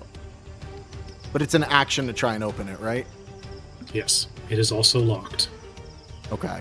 Well, I think our best chance at survival is to still help at least one of the holy warriors. Probably not So Corvus. Oh, Gorvis. while it's the only thing in range, so I'm going to hit that with Acid Splash. So which means I can hit both the what was it called, a dirge or It is a Dredge. dretch. and then Burrito. Dretch and big Neparito. Neparito. So both of those are going Get to rid have of- to make oh, a wait. dexterity saving throw. Okay. I think I have to blow my nose from laughing. Right back. Hey, Is the 12 flat or does it have a plus? It is a flat. Hey! Yeah, I don't see any deck stuff. They both take Yeah. 3 acid damage then. All right. And as we established before, the dretch is not resistant to acid damage, so it takes the full 3. But let's see, the Nuparibo is. So it takes a little bit. Anything else? Nope. But definitely gonna open that chest on my next turn, or try. She doesn't have any way to open. Oh, maybe she can acid splash the lock next turn. We'll find out. Find out. It's like the red vial from Fear and Hunger. Next up is the Nuparibo's turn. It is going to ready, Goob. Yes, ma'am. move. Oh, that wasn't his voice. Get ready, Goob! I have to change his voice for next turn. If I Into survive. position, and it is going to lunge down towards you and try to take a bite. By you mean me? No, Etheria. Oh, okay. Etheria took a huge shot into its chest. It's looking That's for true. some payback. Now, Etheria! Oh, yeah. Does not hit. That said, the flies. Oh, God. They fly. As they do. Gorvis, I need you to make a con save. Oh Okay. my god. Is it against poison again? It's against flies. Oh. I don't have advantage on that one. No one has been hit by the flies yet. Well, Hold his beer. now they have. Refresh! Oh, my God! No, it's funnier this way. You rolled the 100, and then everything else has been fuck you. Oh, This man. It's Wait, really funny Gorvis? is that this is the re-roll of the 100. That's what you get. For the record, Gorvis actually has one use of healing word that he would have helped somebody with.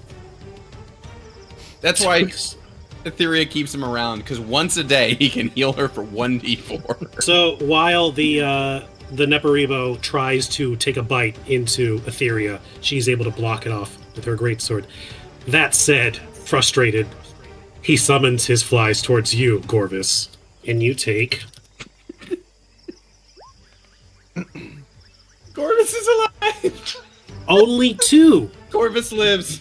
acid damage. damage as they bite into you, and their serum seeps into your skin and starts to burn. Gorvis didn't deserve that. Oh no. Yeah, that's turn.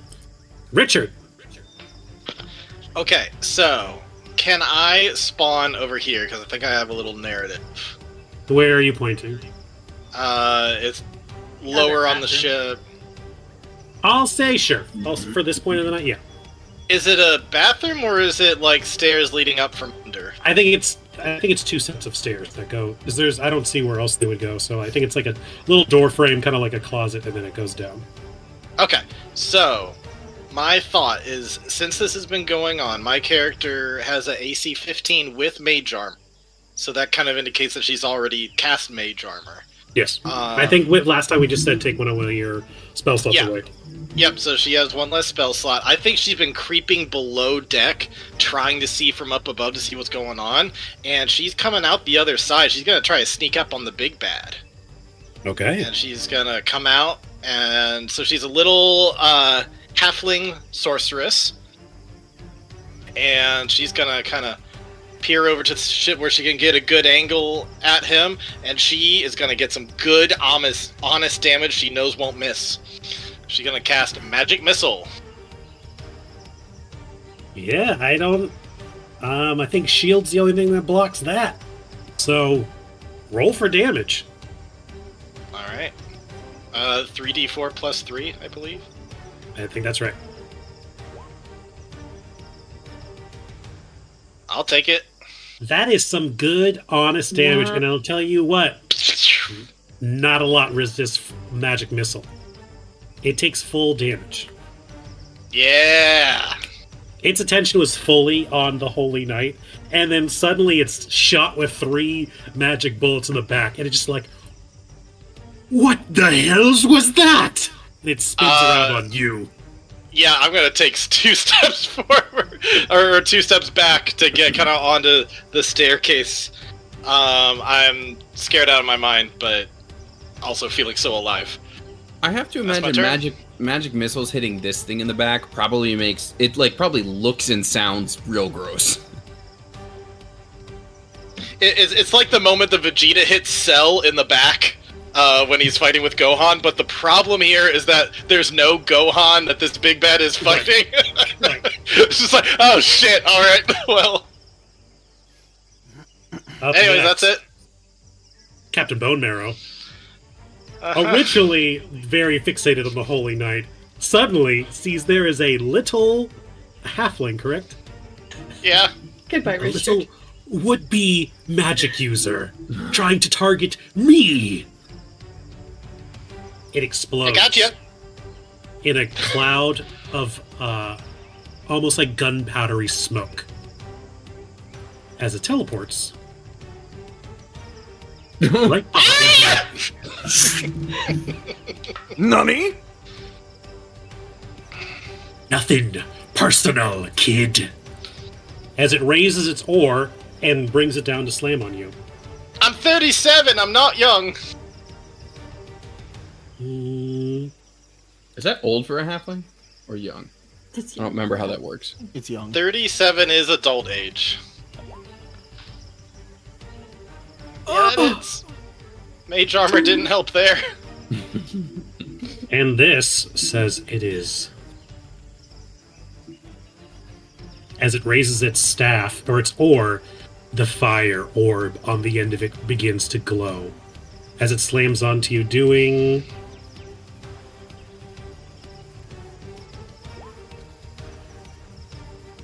Nine damage. Oh, okay, I'm still alive. Fire damage. Oh, ow! As All a part right. of its attack, it also uses its blood-red eyes and locks with yours. And suddenly in that moment, the only thing you can see is the visage of death looking at you. I need you to make a wisdom save, as it uses fear gaze on you. Oh boy, wisdom is not my thing. That's a flat d20. Perfectly average. That is not enough. You become frightened of the Marinoloff for 1 minute. The frightened target can repeat the saving throw at the end of each of its turns, ending the effect on a success. On the end of its turns. That said, while you are frightened, you have disadvantage on ability checks and attack rolls, while the source of fear is within line of sight, and it is very much within line of sight of you. Doesn't sound like it affects magic missile though. It does not! So anyways, I start blasting. And that's Captain Bonemir's turn. Playlist has moved over to 19th century villain shit. And Richard said it doesn't affect magic missile though, and it goes da da da da da da da da. Sydney, before you take an action, Uh-huh. since you are starting your turn in that area, Uh-huh. I need you to make 2 con saves for the fetid smell.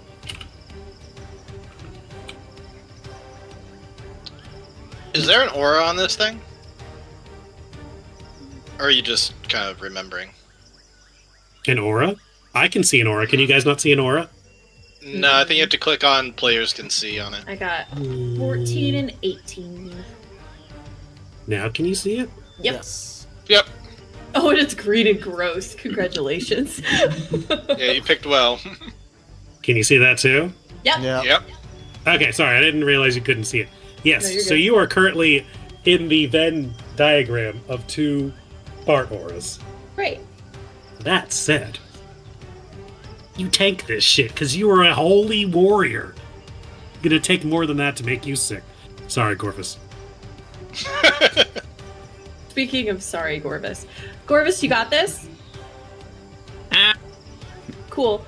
I am going to use Radiant Soul. I'm going to use my action, and this divine, like, radiant energy starts to seep from my eyes and my hands, and I'm going to sprout 2 wings from my back, and I am going to start flying. So you're just going full Dame Aelin right now. Yeah, maybe. But I can only go 30 feet. So I think I'm like mostly going up and over, hoping to divert a little bit. You will invoke 2 attacks of opportunity. That's okay. But also hopefully getting this stuff away from like freaking welcome to Jumanji guy.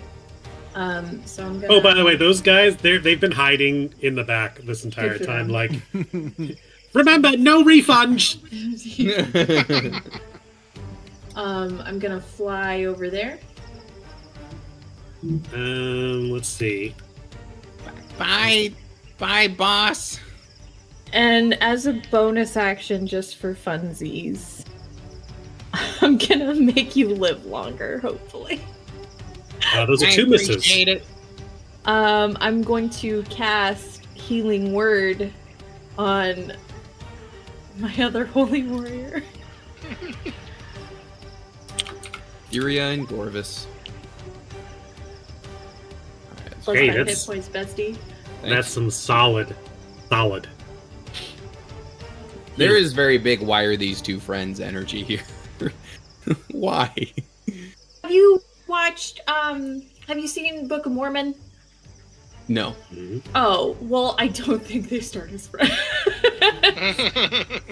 They're on a mission trip together, and they were told to go by the church. So I mean Anyway. I'm the Josh Gad in that situation, right? Gorvis is Corvus's. Yeah. Josh, yeah. That is my turn. Okay, so That you're is flying my in the air action. right now? Yep, I am like, as much as I was able to like get up and over Big Boy, and then I like think he's move about 10 feet behind tall. Him. Okay, yeah. So like we're still up in the air, probably that 10 feet. 10 feet? Okay. Yeah. Sure. Corvus, how we doing? So I am still I'm in the cloud still. That's correct. Well, okay, to be clear, Only one cloud. it is poisoned until the start of its next turn. However, you are still within the fetid aura, so you must make another con save. Which you can do at advantage because you are a stout boy. Got it. I'm a stout boy. All right. We're gonna do that. See what happens. +4. All right. Come on. Let's go. Better. Okay. You got it! You're no longer All poisoned. right. All right. Almost a one though, man. I'm going to. First of all, I'm going to healing word myself. Come on, Corvus. You got this. Do something good today. Hey, I'm actually back at my max. Exactly what you needed. Yeah. I'm gonna attack the stinker in front of me. Okay. 4. That's a +5. The heck? That was weird. Midway through. Sorry, that's not gonna be. Midway through typing, it moved into a different window for some reason. That is a hit. 12's a hit? Yay, okay. So we're gonna hit for 2d6 +3. That's a good hit. 13 damage. Tell you what, Corvus. How do you do this? All right. Oh shit! All right, so It's his swan song. He's doing it. so his partner flies away, but she's like, "You got this, right?" And then he comes out of his stupor. Yeah, I do got this. I do got this. And then he's just gonna lift up because he's a halfling using a great sword. So I imagine it's very much it's definitely too big for him. So it's like the awkward, just like it comes down and like like one of the legs like lifts up with it. You know what I mean? He's just like Mhm. practically tipping over into the guy, but it's enough to just like cleave into him and take him out. Okay, Very nice. I gotta get out of these clouds. Oh, a treasure chest. I'll stop there. All right. Next up, the Pandakin warrior. He needs to make a con save. Nice. He may just happen to have Tao's blood running through his veins. Fuck yeah! He is going to make an attack on the other Dretch, which, yes, it's starting to look a little weak.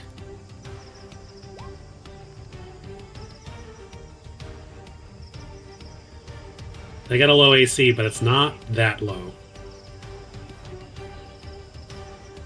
Does he dare risk moving and dying?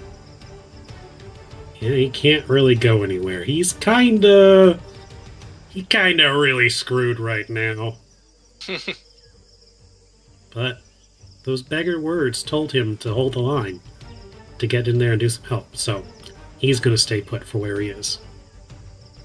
Then it is someone's turn.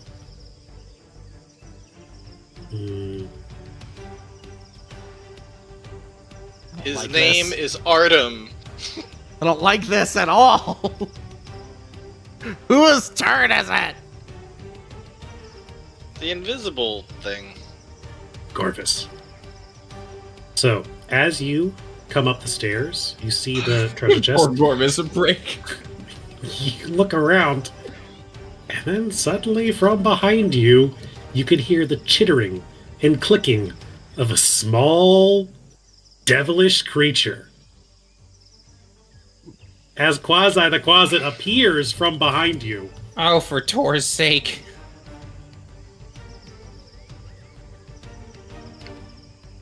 I need you to make... Oh no, he's gonna beast form. What the fuck is beast form? It's not that. What? I guess he can turn into a beast. I guess so. Oh, so like an animal. Yeah. He didn't do that. Okay. But he is going to attack you. Oh, Corvus. From invisibility. Does a 16 hit? No. Alright. Corvus has full plate. It lunges out of seemingly the nothingness and swipes at you, but plows clean across the back of your armor. It's like, shit! Don't look at me! That is Quasi's turn. I'm just gonna keep on Corvus. thinking of him as Quasimodo. I hear that too when he says it. Artem, the Arcanist. I'm gonna acid splash that lock. Yeah. Do it. It can't miss. Can't miss, but can I do enough damage to break it? Probably not, but I'm gonna try. Does 3? How do I do secret rolls? / GM roll. And now with the new tool, you can just click a little slider that changes between GM roll or not up at the top. Oh, Oh, that's nice because you had to like do it in like settings. And Yeah. that's yeah, fun. that's cool. So you now can it's just a send little secret sliding thing. rolls to your DM too. Yep, I love that they made that easier. Unfortunately, it is not enough, but it is barely hanging on currently. Damn. It is very Alright. close to being broken.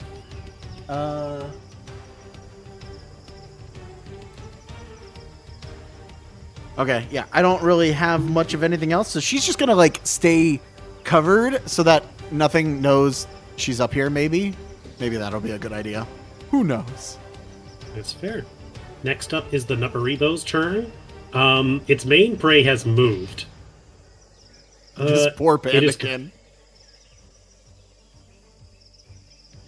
somewhat distracted by the glowing, flowing angel. It is going to send its flies towards the Pandakin. It needs to make a con save. Which it does with flying Fuck it. colors. Excuse me. Get it, Anakin. Incredible. I'm like trying to kill No. this thing. It's Go not. away. Chew. It's not taking the bait. Yeah, it is going to take an attack at you, Etheria, Go away. as it tries to chomp at your leg. Watch it now, 20 this one. Oh. Chop this bitch. And I just tuck my legs up. I just tuck them up. Richard, on the other side of the ship, you are currently engaged with the big bad evil guy alone. I mean, I You're promise. also afraid. Scared out of my freaking mind, so I shoot it and run. 9 damage! Right to the face! Love it. And I start running. I do not take the disengage action. I know that I might die. She doesn't know that. She's too terrified to really be thinking that clearly. So she starts running. Well, let's see if he's able to hit you. But you fire off your magic missiles right in his face. He's like, fuck! And he tries to take a swipe at you. You don't get advantage on things that are afraid of you, right? That's not a thing? No, I don't think so. Mm-mm. Yeah. Well, You did so good. You were the first one to hurt the big bad. Oh man, The and I only totally one that- forgot. She has advantage on saving throws of being frightened, but whatever, it's too late now. She did not end up having the bravery of other halflings. And she's dead now. She's dead. well. She was brave and defiant in the end. However, She did a total of 19 damage against the big bad. That ain't nothing. he has so far done the most damage out of anyone against the big bad. But now, this guy is pissed. He's like, he goes over, he pushes this pandakin out of the way. He goes over, he's like, enough of this shite. I'm bringing you all straight down. And you can feel as the entire ship starts to rock back and forth as it begins to move. And slowly but surely, a massive whirlpool begins to form underneath the ship as he casts Control Water. It seems that he is planning to sink this ship. And everyone on it. Okay.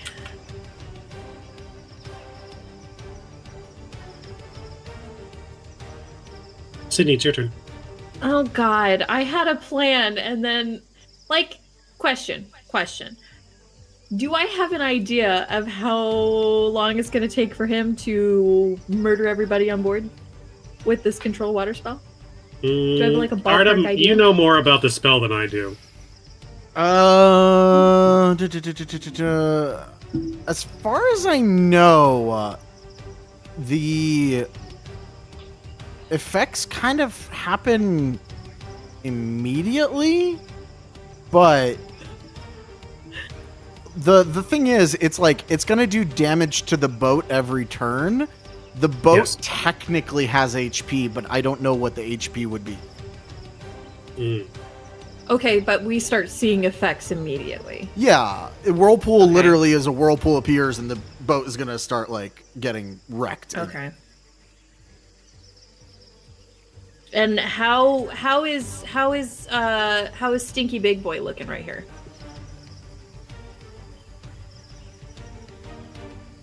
Because if I could hit him and move on, that'd be one thing, and then Employee of the Month might have a better day. I'm gonna make up how much health they have, but yeah, needless to say, as the ship is starting to sink, it's crashing on the water and things in the water, and the hull is starting to take damage. You don't know for how long this will take, but you know that maybe you can fly. The others can't. You can Right, you're like, this is not my problem. But yeah, he's starting to do damage on this thing. Okay. Seems like in a couple turns, everyone could be learning to swim. Sorry, what was your question? How is this gentleman here doing? Neppy boy? Yeah. Nepo baby? You hurt him quite a lot. So he's Okay. still holding on. Okay. I'm gonna go ahead and move 10, 15, 20, 25. I'm gonna go like up a little bit and like start moving over. Okay. And I'm gonna take a longbow attack at each of them. The big bad and Bone marrow. okay. And because I am in my my fancy Azamar situation, I also get to tack radiant damage onto the damage stuff. So here we go. This is to Nepo baby.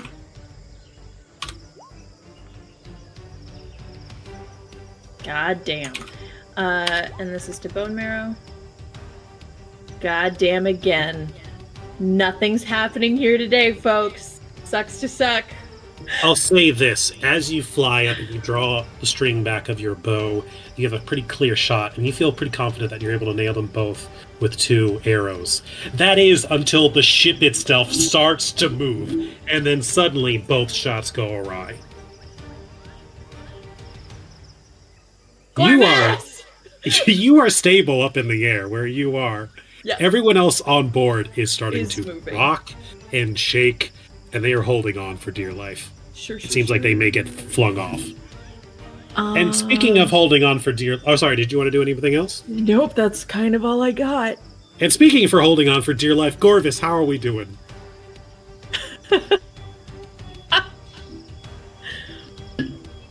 Sorry, I was muted. Gorvis, he came back from the brink. He's actually doing okay there. And this Quasit poked at him, so he's gonna turn around and just, hey, what's that? Come on, more of you! And then, gonna, I guess, just take a swipe at the thing that showed up. You look evil, too. Do I hit him? You do! Just Alright. barely. Okay. Alright, so I'm gonna do some slashing damage. Is that correct? Is that +3? So, yeah. Take this! For 7 slashing. Yeah, that's it. That is That's a what I solid, got. That is a solid hit. Is it safe to assume that you do not have a magical sword? It is not magical. So you hack into the Quasit. However, this is quite... For such a small frame, it is quite resilient. It does not do as much damage as you would thought it would. I'm gonna guess Corvus, it being not really the champion's champion here, is just like, I don't get it. Why aren't you cutting? I think... I got a dredge over here. I think I skipped his turn a while back. I'm just gonna take... Well, I'm gonna skip it for now. Maybe... Let's see. He could have. Was been there anything focused else you on the wanted to do on your other turn? Pandakin. What's No, that? that's it. I said he could have been focused on the other Pandakin, maybe. could've. I don't have anything else. Gorvis is tapped. God.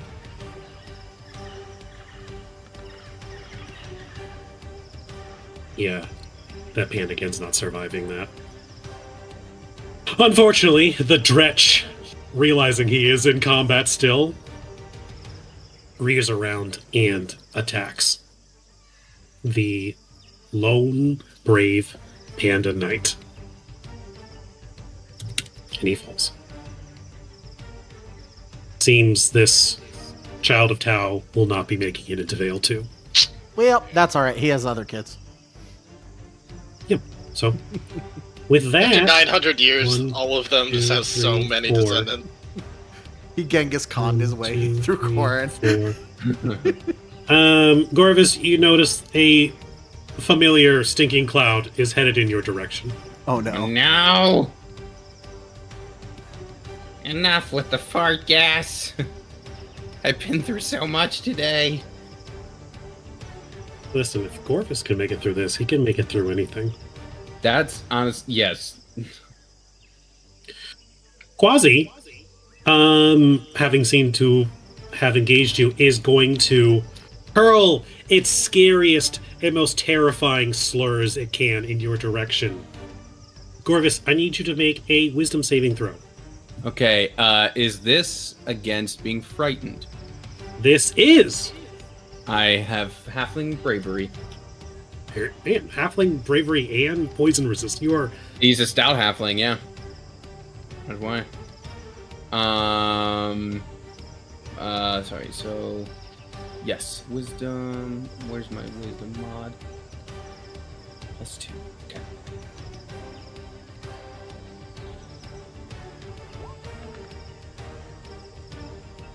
Yeah, that thing really spun at the bottom of the screen there. 16. It yells abyssal threats at you. But you are no mere warrior. You are a holy warrior and the disciple of Etheria. And I can't understand what he's saying anyway. There may have been some loss in translation, so it doesn't affect you as much as it should, but no, it was a pretty good burn. It's like a horrifying, like... And he's just like, what? If you knew what I said, you'd be really scared right now. That's what it can do. Oh, man. And it ends its turn. Arcanist. What do we got? Acid splash in the lock. I want to know what's in this hidden chest. Nice. It disintegrates. All right. Ba-da-da-da. Artem, I need you to roll me a 1d2. What? Da-da. It's just a bomb. I'm just gonna die.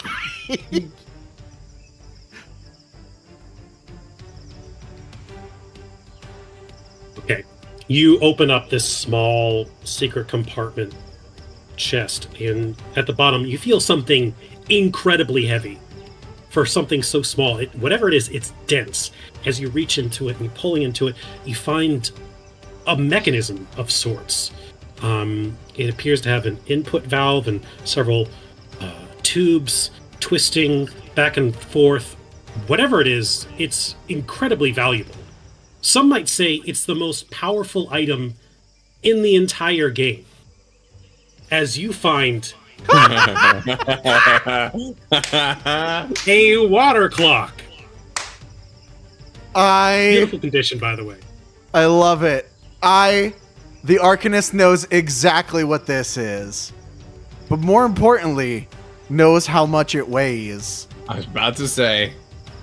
Can Push I that. push it off the crow's nest onto the closet? Yes. You do need to lift it up over the edge and then drop it. Push the whole chest. So like an athletics check or something? Strength. I will say, I feel like that is an action to do, Yeah, to use yeah. it as a weapon. But if you can lift it over, I mean, it's 200 pounds. You know how heavy this thing is. But, listen, I'll let you roll for it. Okay. On- I have on your some next ideas for next turn. All right. That is one of them. All right. Next up is the Nuparibo. And it is still alive and on the prowl for 2, 3, 4. For angel meat. It can't reach you, and you're much higher now, correct? You know it can't reach you. Nope, I'm high. Or, Flies. yeah, I need a con save. yeah, that's fair. That's true. That's fair.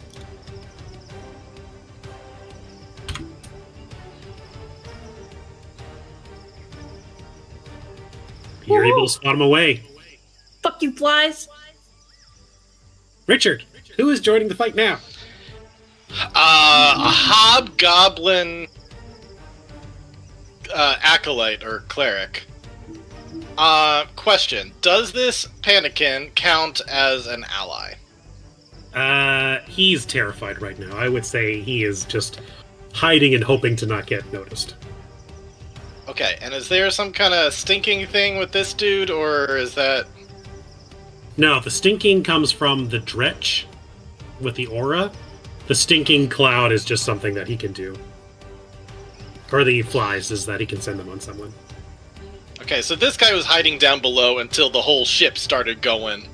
Coming up, sees a really big bad over there, rocking the ship, I'm sure, just from its frickin' steps.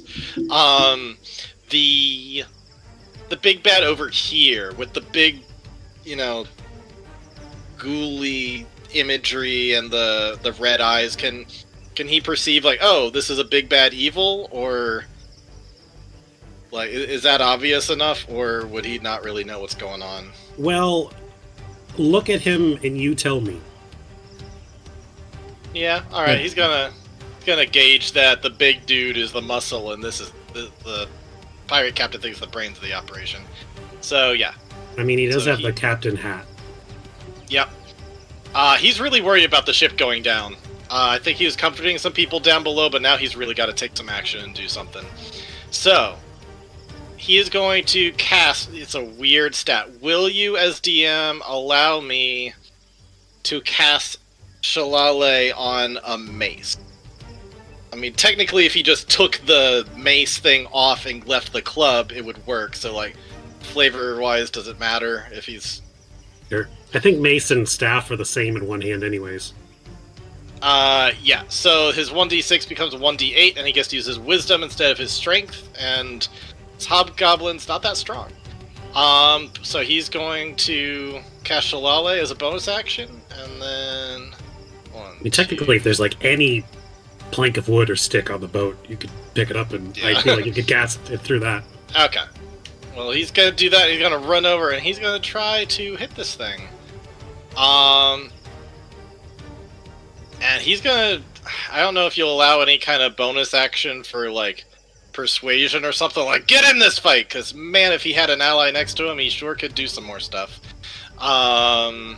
Anyway, so with Shoale on, that will be a +5 to hit.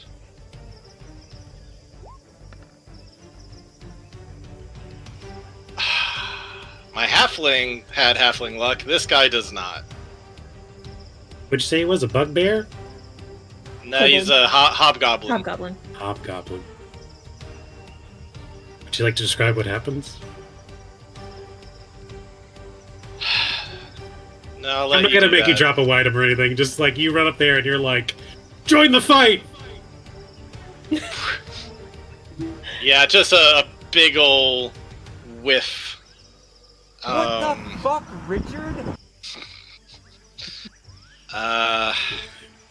He loses a lot of self-esteem real quick. I'm also gonna say he's pretty sickly because he has a really low con and what do you call it? And strength. He only has 9 HP. For a big hunky hobgoblin, I guess part of the reason why he was staying down for so long is because he was feeling real sickly. He's regretting his choices now. He wishes that he had stayed further back and cast Sacred Flame instead. So he's probably gonna die. That's it. You never know. Never know. He could stick around. He could be quite useful. Make yourself useful to me. God dang it. I need a wisdom saving throw. Oh, thank God, it's the one thing he's good at. Okay.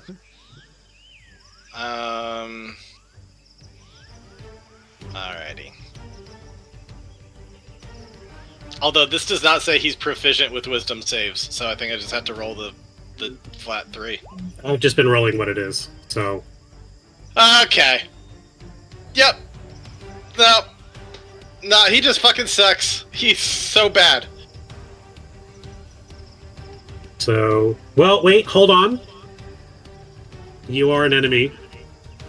We are in combat. Roll it one more time. What the... refreshing! Oh my god! Refreshing! Lena, is that you? Oh my god, this is the Lena of this timeline! Oh, wow. Captain Bone Marrow is like, join me. And he's like, you're like, yes. Yeah, like, yeah, you got it, buddy. You got it. I thought you'd never asked. Here's the thing. He's saved. He just wants to go along with it at this point.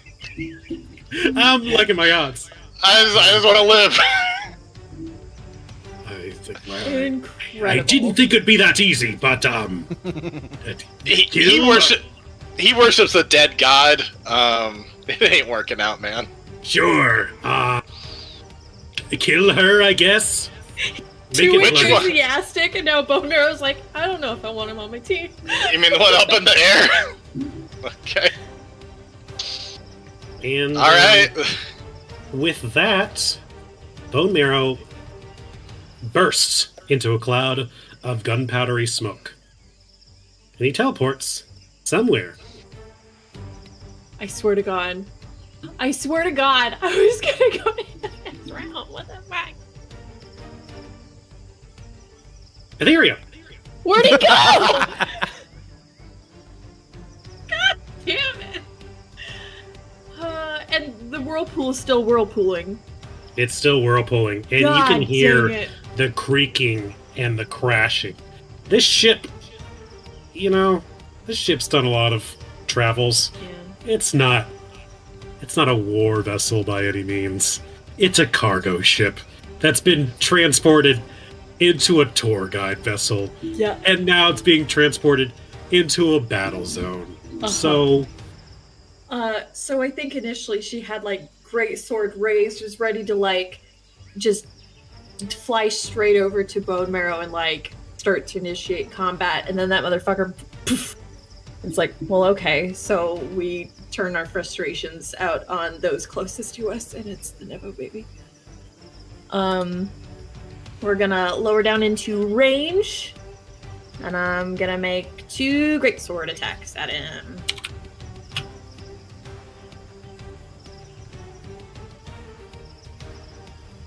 Yeah.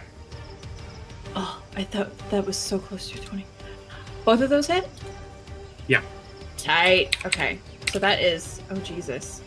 That is 8d6 plus Sid. 4 plus 8.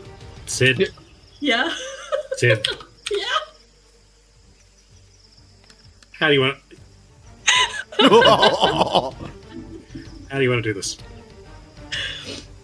Like I said, it's that fury of not being able to take on this situation head on anymore because the primary enemy vanished.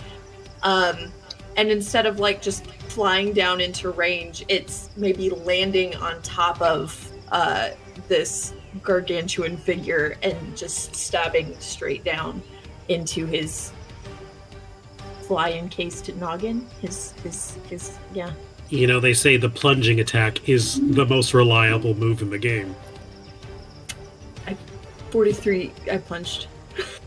Yeah, that proves to be true, as he is cadaverific. And where did bone marrow go? This sucks. That might be me. Yeah, that's all I got.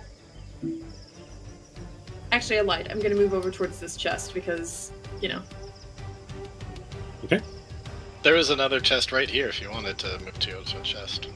Oh, it is Saw it. right there. Good eye. Yep, thank you.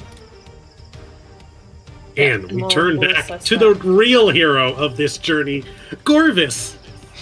You have one Dretch heading your way and a Quasit in your sights, but you've managed to evade its fear attack. What do you want to do? You managed to be at full health after all this. I know. Staying within the threatened squares, he's going to kind of maneuver around like in like a tactical maneuver, smelling that cloud approaching.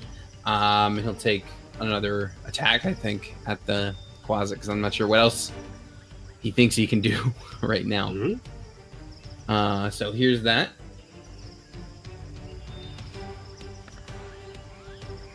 An 8's not gonna cut it, but I rolled a Wing. lot of 3s tonight. Balls. Oh, that's it. That's my turn. All right. Next up, your favorite enemy, the Dretch. I can't wait for this cloud.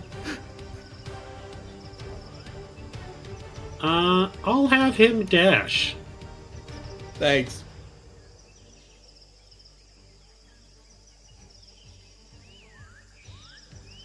It cannot reach you. It cannot attack you, but it can run up behind you as it begins its hunter's assault. That said, it will start with Quasi. It'll take an attack on you.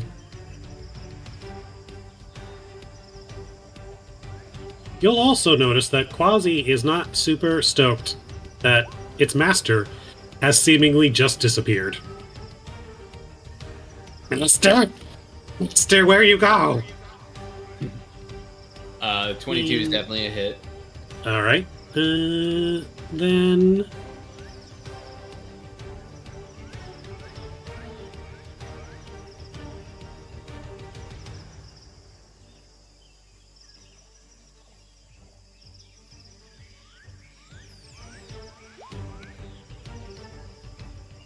save on. All right. Half health. Ow.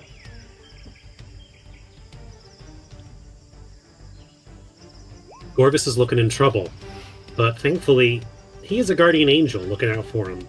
And that guardian angel is an arcanist. Artem, what do you want to do? So, there are exactly 3 spells that this person knows. Mage Armor, Fog Cloud, and Tensor's Floating Disc, which can lift 500 pounds. Alright. Awesome. It is written on the sheet, and I was like, I'm never going to use this in this. Can I cast Tensor's Floating Disc under it and just whoop?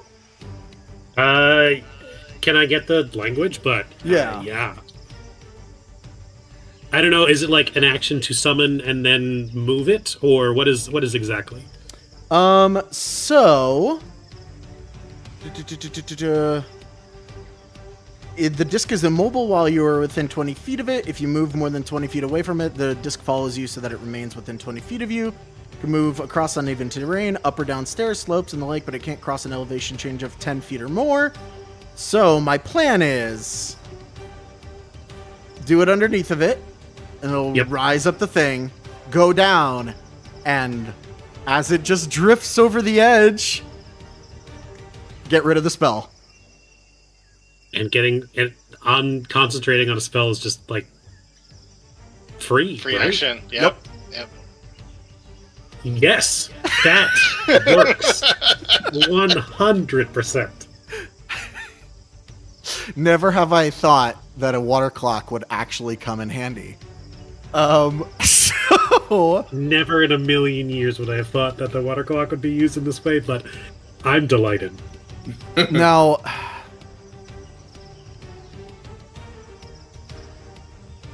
yeah, moving down would be 20 feet, right?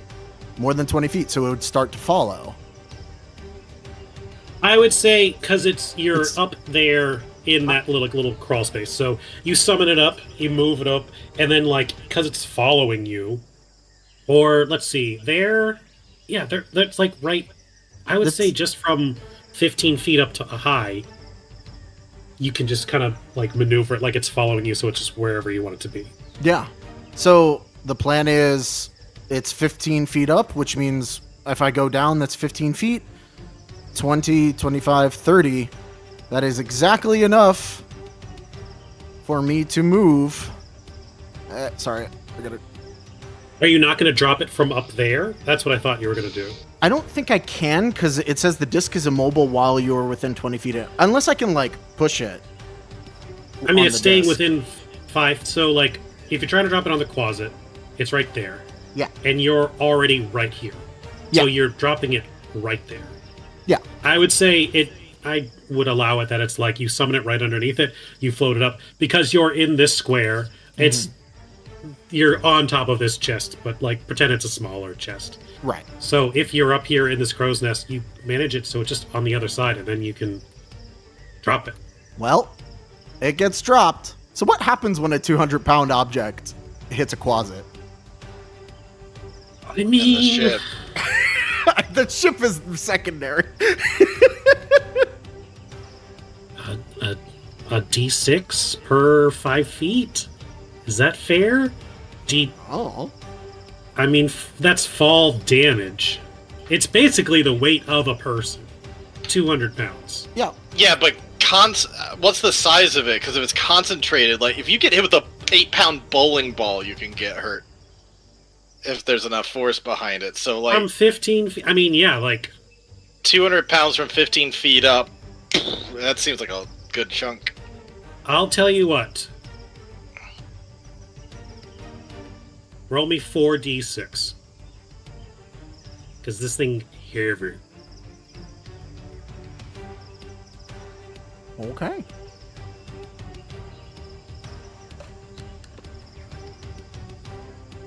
$15. Right on the closet? Yep. How do you want to do this? Yes. Wonderful. The only time a water clock has been useful, other than telling time, was in this one moment of history where, as it falls, slow-mo, Ave Maria plays, and it comes crashing down, exploding on the closet's head as the force of glass and water crushes it into the ground. Song keeps going. Quasit guts are splattering on Corvus's face. Wow! From around. Because he Sorry, just go ahead. whipped attacking the thing, so he's still like in position directly in front, and just darn it, and then it suddenly it explodes in front of him. I will say, and just because everyone knows how legendary water clocks are, it falls dense into the ground, into the deck. Like, creates like a dent that it is undamaged. Because this thing is made so well. It just like a boulder falls. Yep. However, you do hear, "Oh no! My water clock, what have you done?" No refunds. That's a collector's item. Pound thing in the crow's nest. That's on you. Oh man. Yeah, you crushed it with a water clock, which, man, I never thought in a million years, but We are getting some incredible moments from this peasant run tonight. Let me tell you what. Tensor's floating disc. I'm gonna say Wow. that's a water clock. Just falls. Gorvis, you did not know any of this was happening. You Nope. see this ancient, arcane, like, steampunk machine fall from the sky and crush Yep. this thing. Yep. He's. Alright, what? What was that? I don't understand. And everything still smells. I think. Artem, is there anything you'd like to do left? Not unless I can see. I don't think my character can see good old boy up here, right? Yeah, there's a sail in the way. I don't think you would see him. Yeah, Artem can see him because he's on the same thing. But yeah, okay. Somehow Okay. Gorvis is gonna survive this. Nupperito is dead. Richard, you are charmed currently. Oh yeah. And told And- to attack the Holy Knight. Yes. Alright, well, this acolyte, unlike any cleric I've ever seen, it says on the sheet that it knows Chill Touch, and I am going to flavor it as when this thing magically curses me, it also instills some evilish knowledge. And so he's going to cast Chill Touch, which has a range of 120 feet. It's a ranged spell attack. So, 23 to hit. Now you Well, roll good. Now I roll good. Welcome to the team. That's a hit, buddy. Alright, so you're going to take 1d8 necrotic damage and you cannot regain hit points for the rest of your turn. Actually, I think I am immune to necrotic something. Hold on. Go ahead and roll your damage. I'll let you know for sure. God dang. I'll have to find it. I know there's something in here about necrotic. Oh, right there. I have a resistance to necrotic and radiant, so I take 3. Nice. Well, my character didn't know that. He didn't either. Woo. I hit you, so I guess I'll just stay there. It's working out. That's my dude. Rude. I'm sorry, it's not my fault. You didn't even try. Nope. If everyone, is there anything else you'd like to do? I don't think so. I don't think there's anything else he's really got. Did we say charm person? You get a save at the end of your turn? I don't know. No, it just says you're charmed. Alright. Well, that was my move. Okay. Back to Captain Bone Marrow's turn. You'll notice, if you go to the above area of the ship, that he teleported to the rafters, up above. Oops. And he has a pretty clean shot on you, Etheria.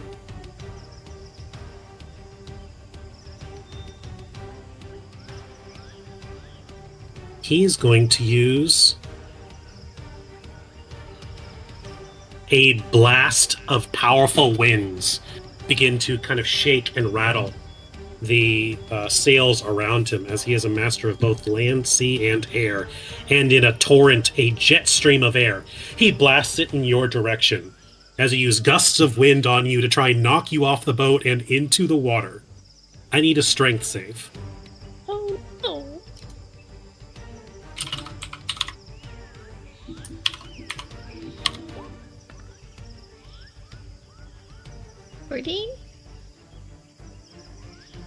The dice are twisty tonight, by the way. My God. All right.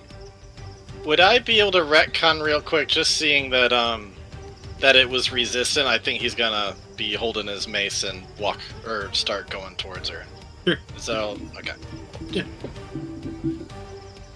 All right. So yeah, he's definitely making his way over there. 14 is enough to Oh my god. save.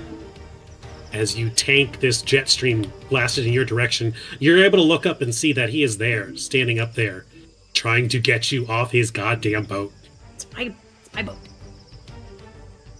And with that, he ends his turn.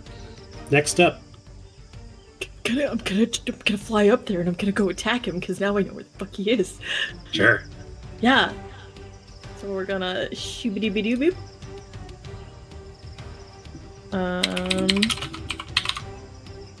Probably gonna regret it.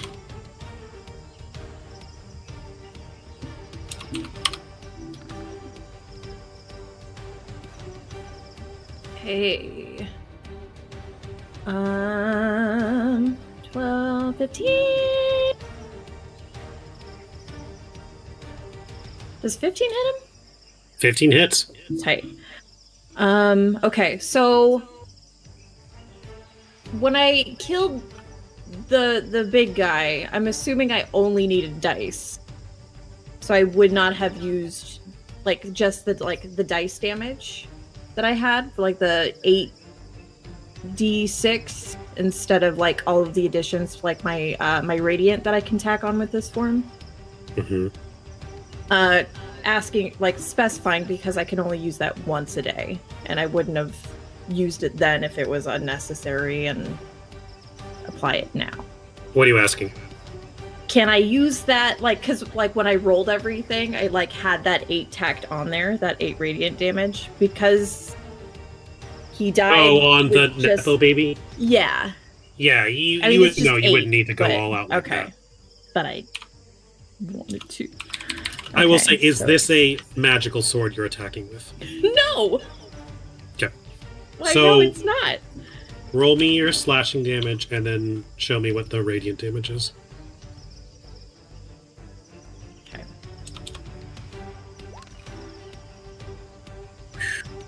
$38 and then 8 radiant. So 27? 27. Still a devastating attack as you rip through his pale white matted cloth and armor. He lets out a bone-curling screech. That hurt a lot. Is the water spell a concentration spell, or is it just something he can do? It is concentration. Yeah, let's say it's concentration. So he will make 2 con saves.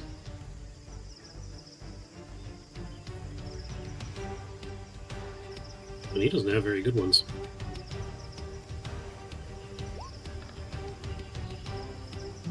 Oh, damn. So So 15... did you do 19 on 26 one. damage in 1 hit? No! That's a shame. He managed to hold on to it. What a brat. Alright, that's me. You can hear the creaking of it start to slow down and thinking it's about to wane, and then it continues to go even more. This thing is circling. It doesn't seem like it has much longer. Okay. Gorvis! Gorvis is alive. Not thriving, but he is alive. And he's going to hope to unalive this other monster in front of him. I want to swing my sword at the stinky thing. Sorry, one thing. Oh, You yeah, are in stink order. Yes. No. All right. I believe in you. I Hey. believe in me too. You got it. It wasn't just- a 3! At this point, it smells pleasant. And that's a hit. Roll for damage. Come here, Go you Gorvis! monster. All right. I do think Tony's kill count for tonight's pretty great regardless. Oh, it's How's 10 damage? Gorvis, how do you want to do this? Nice. Yes! How are you still alive? I know. Okay. And none of these have been like graceful. Neither of his two kills have been graceful. So for this one, he's once again swinging a sword that is too big for him, and because of the gaping hole left by the water clock in the deck, when he goes to swing, his one foot actually kind of like slips into that hole a little bit. So instead of swinging it, he just kind of like falls completely over. But again, the sword just perfectly cleaves this thing. That happens. And I don't mind using half my movement to get up and then moving over to the chest as a result of saying I fell over. Do you say anything to the... Or, Artem, when you drop the clock, did you, like, call out anything, or are you just like... No. She just dropped it. Okay. Alright. So, just a water clock dropped out of the sky, and you have no idea where it came from? Yep. And of course, as he walks to the chest, he's like looking at the hole like, I don't have the time to even think about that. Alright. All the Dretches are dead. All the Nepo babies are dead. All the mains are dead. The Quasit is dead. All that remains is Captain Bone Marrow. And Richard. All right. And me. Yeah. Richard, sorry. I will say, you will need to kill Richard for this to be a successful mission. So. Yeah. But, Artem, the Arcanist, what's going on? You just successfully dropped a priceless antique water clock. 2 devastatingly fantastic results. I mean, I could What go do you home do? happy at this point. Well, for her to do anything, she would need to dash out of this. She's like, she looks over the edge. She's like, oh, okay, it's safe. Huh. And she's going to go down. So that's 15 feet to go down. And then she only has 10 feet left because halfling. So, Mhm. sorry, I got to move her to the other side. And then that would be 1, 2. That's where she gets. She did probably see Etheria fly up, so she has an idea of where she went. Is it Yeah, clear? I think everyone would have heard like the huge gust of wind attack, and then Etheria, flying up to meet her attack. Is it clear that the acolyte is taken over / evil, or because she didn't see any of that happening? I'm gonna say yeah. Like, I mean, we can style it or flavor it however you want, but usually there's some kind of like magical effect to show that some kind of charm or befuddlement has happened. And I imagine that it's the Hobgoblin's energy is very different than the others that you have encountered. Yeah. I got some evil eyes set on her right now. I'm fixing to start climbing this ladder and get closer to her. In that case, I don't know if it'll help at all, but considering the alternative, just to make sure that no ranged things happen, she's going to cast Fog Cloud, centered on like this portion of the upper thing, so that he can't get a clear view of Etheria, like in between Etheria and him. So, centered on what? Just like the middle of the air in between him and Etheria. Can Can you like draw it out on a map just so I can know what Yeah. I need to work around? So it is a 20-foot... something like Shit, that? 20-foot radius. Jesus Christ. No, that's 10 foot. Yeah, no, it's double the Yeah. size of that. Do you mind drawing it for me, please? Yeah, okay, so... Where's the... Oh my god, everything's moved and I don't know where... Okay, ellipse. I'll get rid of you. And then if I hold down, what is it? Shift. Okay, so that's 5, 10, 15, 20. Is that 20-foot radius? That's 1, 2, 3. No, oh my god. Okay. So it's roughly this big? Holy fuck, fog cloud is huge. Yeah. 20-foot radius? Damn. Yeah. So that will Yeah, I mean, it's 40 basically feet happen across, so yeah. right here. Can you put it on Okay. the other map? Yes, I will make a copy of it. Can I make a copy? Oh, I don't know. Should be able to. I think as a player, you're not allowed to do a copy paste. Oh, okay. Well, I can make another Yeah, so one. Ryan, Ryan, if you touch it, you should be able to copy it and then paste it over on the other side. Yeah. I don't know. For some reason, shapes are weird for me. Yeah, they're right doesn't- for me too. I think that's the same size. Okay. Cool. Yep, there we go.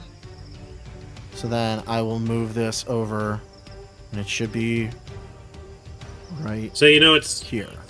neither of them are in it, right? Yes, neither of them are in it, but he can't see what's going on up there, so she has some cover essentially. Interesting. Okay. And then that will be my turn. Okay. So a massive 20 by 20 foot sphere of fog appears over the ship. Is Richard in it? I am in it. I think he down would on be, the yeah. ground. I'm at the base of the ladder right now. Would I have at least been able to see like what direction that fog cloud came from? Like did like something like shoot over from the direction of the Arcanist? I feel like, yeah, does Fog Cloud have somatic components? Or whatever the one with verbal ones? Verbal and somatic. Then yeah, I would say Okay. you heard him be like, Okay. So I'd start going this way. 1, 2, 3, 5, 6. Oh no. And then I would be right underneath her and try to cast it. But it did keep me from going up the thing. I could have ran that way, but I am not going to do that. Instead, I'm just going to cast another... Oh wait, do I have anything else? Like, literally the two things I have, Sacred Flame and Chill Touch. And she's resistant to both of them. Thunder Wave ain't gonna do shit. Inflict Wounds ain't gonna do shit. I think it's Chill Touch. That's all he's really... That's the best he's got. Yeah! Yeah, hey, that hits. Knock it off, kid. 2! Knock it off, kid. Listen, I have no responsibility in this. I'm being controlled by evil Yeah, forces. kid. It's what the character would do, okay? I don't know how to save out of this unless I'm hit or something, so I'm just gonna keep on doing this. that's what we said, right? If you take damage, you can take, Another It's save. usually something like that. Because normally you're not charmed forever. Usually there's some chance to break out of it. Unless That's it's a what I specially thought. written thing. Like, It just doesn't charm last person. an hour. just as charmed.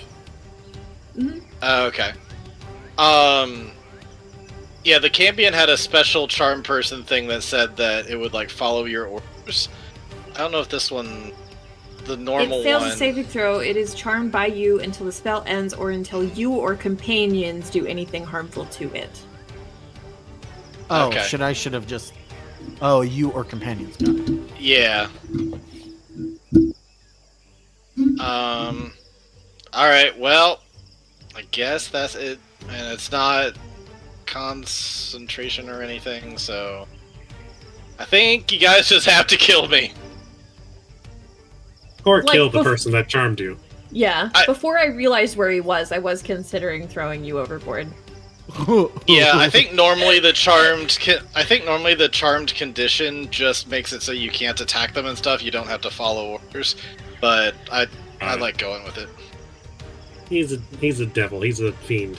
We'll say Yeah, a charmed creature can't attack the charmer or target the charmer with harm abilities. The charmer has advantage on ability checks to interact socially with the creature. That's all it says. But I'm cool with just following its orders. It's more. I mean, there interesting. was 3 natural ones leading into it. Yeah, yeah. just No, being I'm like, yeah, absolutely. I'm very charmed by this Very guy. prone to peer pressure. Yeah, he's exceptionally. He's like the dean in Community. He's a level 7 susceptible. He's not actually charmed. He's just like, yeah, I'll do that. Yeah. He said so I'm gonna. So, it's Captain Bone Marrow's turn. And he stares you down, Lady Etheria. It's like, so, it just be me and you now. Two equally powerful forces. There's only one way this ends. Oh, he's gonna kill me. And he's gonna take a swipe at you with his oar, and he's gonna attempt a fearful gaze. Sure. I'll just leave. Oh, yeah, that hits. 7 fire damage. Sure. As he swipes across your face, and then he uses fearful gaze. I need a wisdom saving throw. Shit. +1? Yep, that's it, buddy. Oof. See you later, The hero of the game just flies off, and we never see him again. Oh. The target is frightened and can repeat the saving throw at end of each of their turns, ending the effect on itself of a success. But before the end of his turn, Bone Marrow looks back to the fog cloud. It's like, it be many a day I sail on the foggy seas of the river Styx. It's never bothered me before. And he willingly walks into the fog cloud because he's a devil and has blind sight. Ah. Well, that's a problem. We might have lost Sydney, I don't know. Uh-oh. So I may want to drop Fog Cloud next turn. Much obliged, my friend.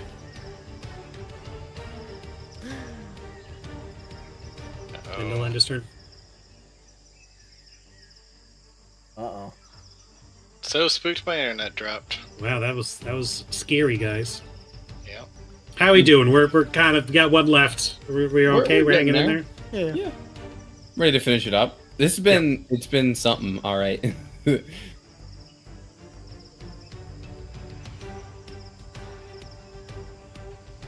Yoop, there it goes. Oh? Hey. Get back! Later.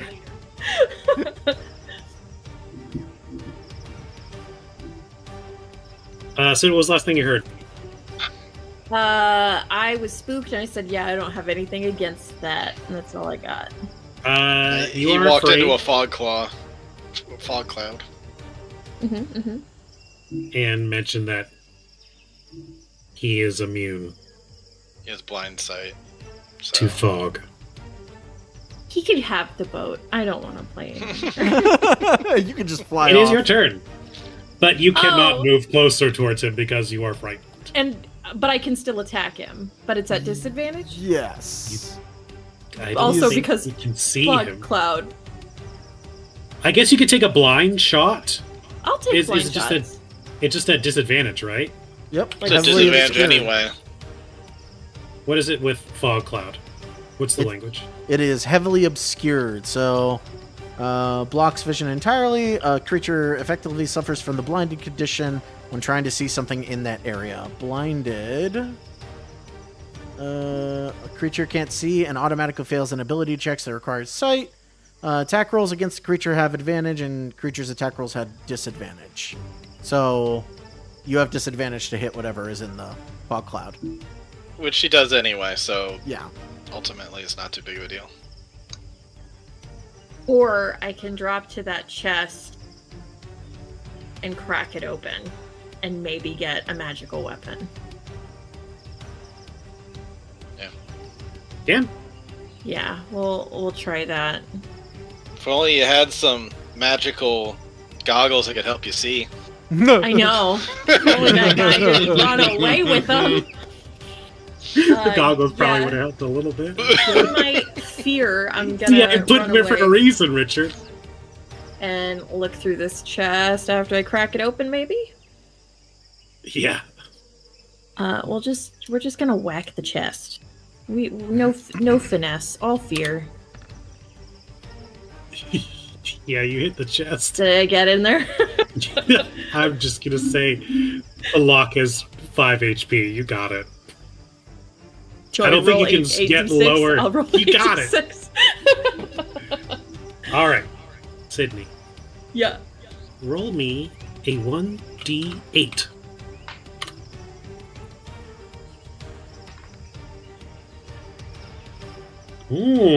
God, I hope it's another water clock. No, I only dish those out for the I truly. pick it up and I throw it. You reach into the contents of the treasure chest. You find a number of clothes, some drapes, and things like that. And then you come across a very dashing-looking piece of studded leather armor with beautiful accents of fish and waves and all kinds of aquatic themes as you retrieve the mariner's studded leather. This could be useful for somebody. Oh, where? Someone really... Hold on, just give him a minute to put it on. Swimming speed is equal to the water. Very useful speed. on the open seas, I would say. Tight. Yeah, you got that one. Great.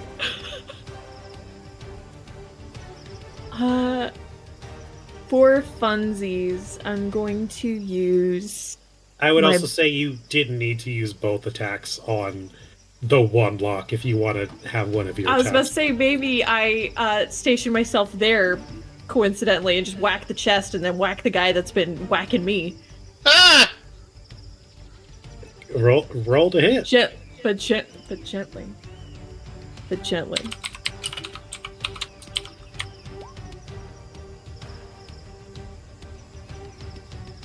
It's a 16 hit you, Richard. Meets it, beats it. Nice. I have a half plate and shield, but it ain't enough. Oh, That's from one hit. I get 46. I made Richard put in the 100 character, and now it's being used to kill his.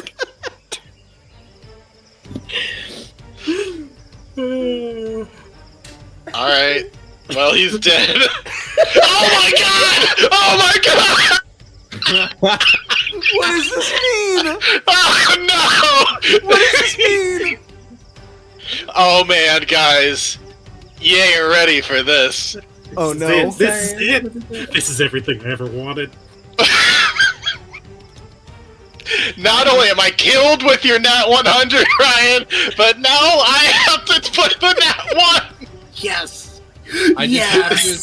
I have to assume this is the whatever the opposite of Etheria. It's so bad! It's I the can't opposite wait. and more. I can't wait. Oh, Okay, Sydney, you kill that guy. He is. You try Fuck to that knock guy. him on the. You try to bonk him on the head. His skull caves in. He's dead. Oh no. Gorvis. Forgot he was there. You're still alive. Any special talent? I'm very forgettable. He looks over at the boat captain. He's just like, sorry, we have to do a little civil forfeiture on your boat here. We gotta pull out all the stops, buddy. And he's gonna bust open this chest. Wait! What? No, don't do that. There's Um, only one left. I think you guys can handle it. Do I get it? Yeah, that hits. Okay. Do I need to roll Roll damage? Yeah, roll damage. Just in case I don't break it. Gorfus rolls a 1 on damage. Doesn't break We're it. good. We're good. Yeah, you got it. You smashed that lock open. Alright, come Alright. on. Please be something good. Roll me a D8. Alright, here we go.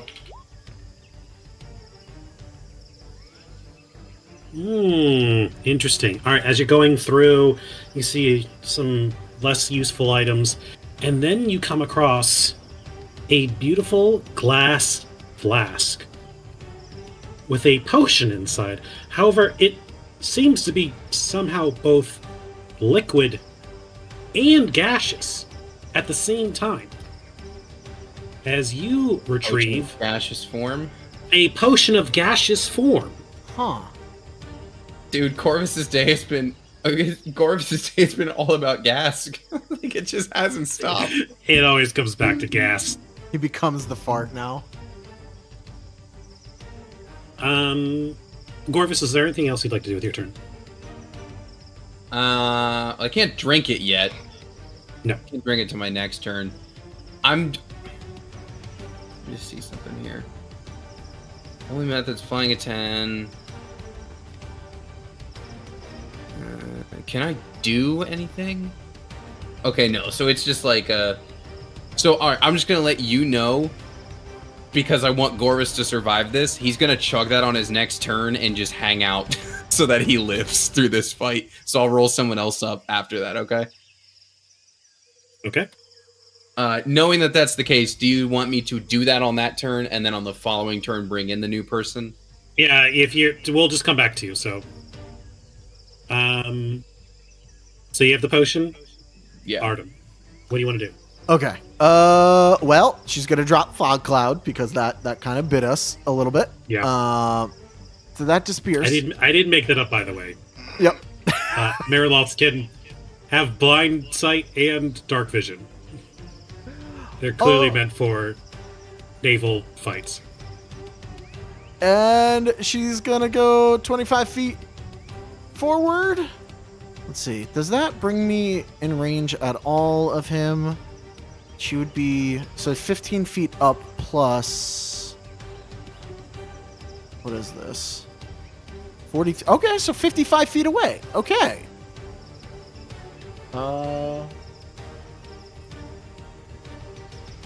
Fuck it. I'm going to try and hit him with a Ray of Frost. Okay.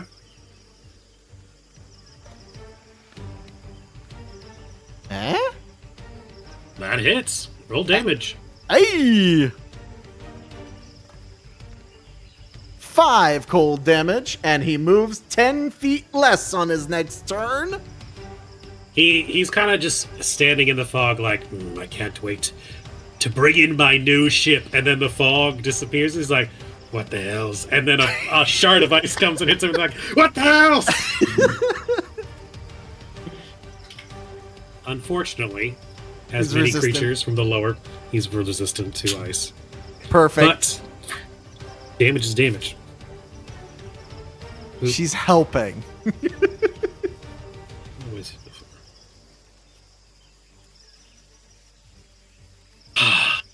The best part of the night. Oh no. Richard, what is your character? Number 1. My character is called the Pale Dog. He is a bullywug scholar. Oh. Is that the little frog thing? Yep. He has no weapons. Oh, He has a look at him. strength. He has a strength score of 6, Dex 6, Con 7. His best thing is a Wisdom +1. He has 5 HP. He has an unarmed attack of +0. A hit 1d1 -2. His best feature is that he can write anything 2 times faster than a normal adventurer. And I guess the only other thing that's really good here is that he has a swim speed of 40. So he is going to step on out of here, being like, "Is the coast clear? Because I'm hearing a lot less carnage going now." And still sees a big bag. It's like, "Fuck this shit, I'm out." And he's gonna hop over and swim away to safety. Beautiful. A pale dog, everyone. Cool. I got him. A pale dog. I hope we see him again. I hope we can see him again real soon. This Richard, picture is if he's not a wonderful. recurring character. This picture is so good of this guy. Can he be the thumbnail? Even though he was here for about 30 seconds. His best trait is he could swim. Oh, that's awesome. Okay. Captain Bone Marrow is furious. It's like, you know what? Fuck this. Fuck this plane. Fuck this ship. I hate you all. I'm sinking it right now. Oh no. And after having concentrated on Whirlpool, you say 3 turns? 4 turns? Did he drop it when I hit him with Ray of Frost? Let's try. Let's see. Under a 10. Under a 10.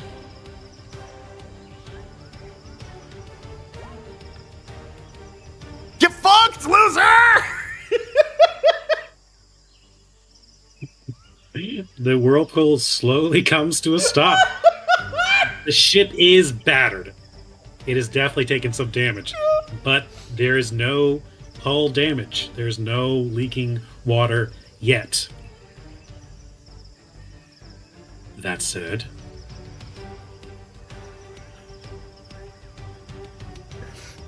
he can do control water 3 times a day. Oh, never mind. And he is going to try to use Flood. Oh. If you choose an area in a large body of water, you instead create a 20-foot tall wave that travels from one side of the area to the other side, then crashes down. Any huge or smaller vehicles in the wave's path are carried with it to the other side. Any huge or smaller vehicles struck by the wave have a 25% chance of capsizing. Is this huge? It's gargantuan. Most ships can't be capsized by flood, unfortunately. Well, you guys are not gargantuan, Yep. as he is going to try and knock everyone off the ship. As he summons a great tidal wave from the side, and he rams it to the other side. Can I get a strength save from everyone? No. Joke's on you, the pale dog's already in the water. This is flat. Nope. Oof. Etheria can at least fly out of the water. My Yikes. strength.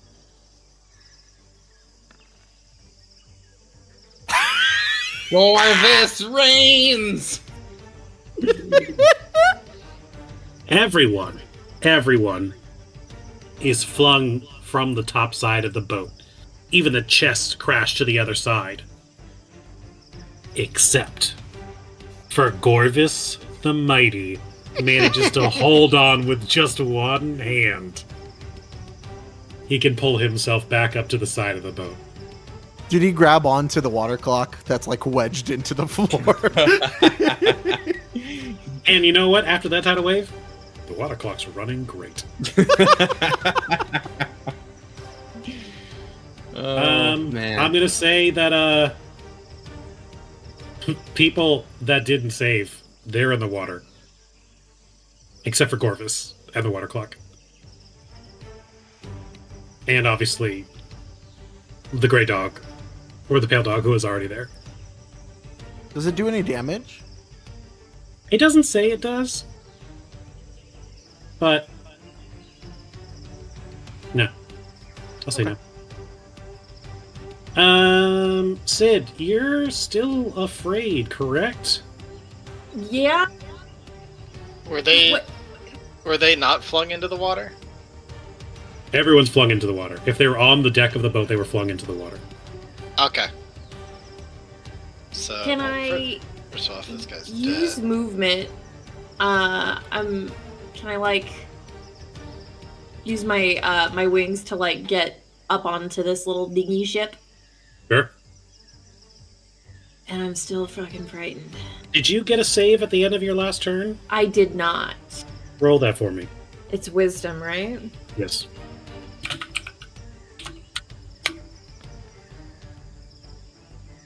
Doing fantastic. So this is going to be at a disadvantage.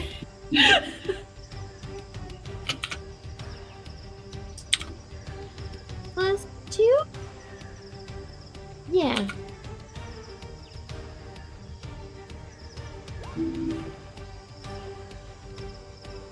assuming a 12 doesn't hit.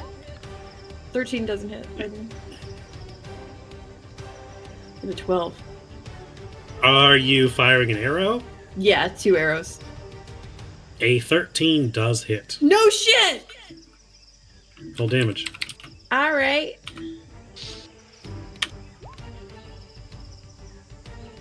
Youch! 15! Half because he is a fiend, but that's still damage. And then He is on his last peg legs. I probably should God, if save Garvis people, gets the but- fucking killing blow. Garvis, get him! Yeah, and I'll I don't know, do my best to call attention to people to get them on the boat, if I can. Yeah, I would like to point out that you are in the water of the Corin River, so anything that's in there, Is this where I got eaten by a slod? I don't remember. Either way. Not this. I don't think we spent much time, if any, on this particular river. Okay. Could be it's the wrong. end of your turn, assuming you It have nothing is. else. Make me another fear save.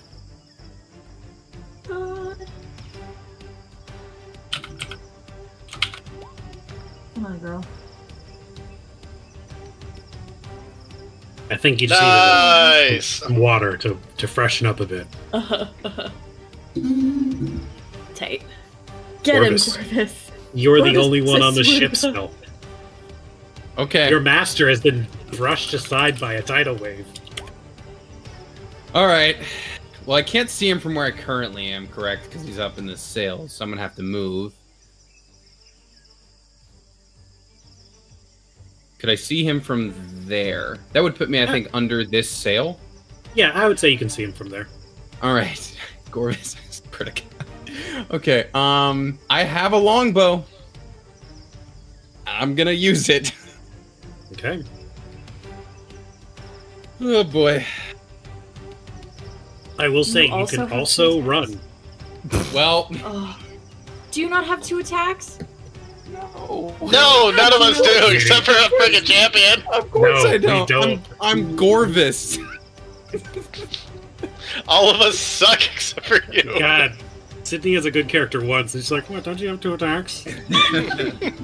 Once. All right. Do I have anything? I don't even think he notices. All right, good. Because I'm gonna try again on the next turn. Because with a 3, the arrow probably just fell. You know what I mean? Just That or it just went way over his head. Where was that? All right. Little Gorvis is there. That's All my right. turn, by the way. I can't do anything else. Artem, you haven't died yet, right? Yeah, nope. This is still the first character, but they're in the water. It's still your first character? Yeah, Yeah. Holy shit. she's gone the It's- distance. And she still has a spell slot left. One spell because I never cast Mage Armor at the beginning, which the question is, It'd be really great in the water right now. Tenzer's disc. I can't cast it under me, but I can cast it right next to me. Yeah. Or do whatever you want to do. Sorry. Well, Is I that was actually thinking a about rule that. You can't cast it under yourself? You can't cast it in a occupied space, so you can't cast it under a person. Water occupies. No, she occupies. She could cast it next to herself and then get on it. Yeah, that makes sense. Yeah. Oh, I see. Or it would be feet below you, regardless. Yeah. So I guess the question becomes, does she see anything immediately? Is there any way to get out of the water? Are there rope ladders on the sides of the ships? I would say no, but the ship that Captain Bonemarrow's ship is a much smaller vessel. You could probably make a climb on that one a lot easier with an athletics check. Well, I'm thinking a smaller Viking longboat. okay. She's not good at the athletics, so what she's going to do is move a little bit over here, cast Tensor's floating disc right here, and hop on it, so that she's out of the water right next to the ship, and then can she just, like, step on board? Yeah. Okay, cool. Because it'll float her up until she's 3 feet above the water, assuming that works that way. And then, Makes sense to me. Like a little elevator. yep, step onto safety, and be like, oh my god. Oh, this sucks. I gotta say, some of the best Tensor's floating disc use I have seen in a while. I don't think we've ever used it once in any campaign or one shot, and here it is using twice, and it's MVP. been phenomenal. And Andrew uses it to carry gold, I think. Besides that, Sure. Yep. It generally Um, it doesn't work because you can't do it on gaps and stuff. So as soon as there's an obstacle, it's like, no. Yeah. Is that your turn? Yes, that is an action. Richard, did you roll a new Well, character? I did, and for the third time, I picked one of the classes that doesn't actually have any Oh, attacks or no. anything. I'm sorry, Richard. I wanted you to have one. Okay. Now I am a Kenku healer, and she's not really near anybody to heal. But what she can do is she also is good with mimicry and some other sneaky stuff, including sleight of hand. So she comes out and she sees that chest. By any chance, when it knocked over, did it crack open? Let's see. It is a chest. They're not fragile. No, But, I figured it was a long shot, but just wanted to see. you know what? It fell on the exact right spot. And it split in half. Yeah, so she's gonna go over there and loot through it.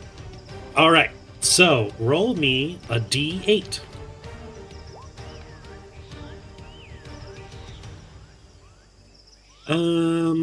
Let's see. This one's been taken. Should I roll again? No, you're good. Cloak of Billowing. In the mass, by the way, the whole deck is soaked because he just took a huge tidal wave. So things have flopped on there, all this kinds of stuff. But in the wreckage of this chest, it seemed that it belonged to maybe someone of the wizardly type, as you find a wand. Cool. Have I used my action yet? I guess he just looks. I guess that's just looking, right? It was open. If that's yeah. I'll say just looking. Look at What the- can I do with this thing? You pick up this wand and you find the wand of Fucking good, honest damage. kill it! That's Beautiful. why I have one move that can do anything this entire run. Do it! I point it up at him and fire off. Wand of Magic Missiles. What's the most it can do in one attack? I think you can do 7 charges. All of them. Do every charge. Yeah, I Yeah, do you can all do the all 7. charges. You can do Let's all see. While 7. holding it, you can use an action to spend 1 or more of its charges.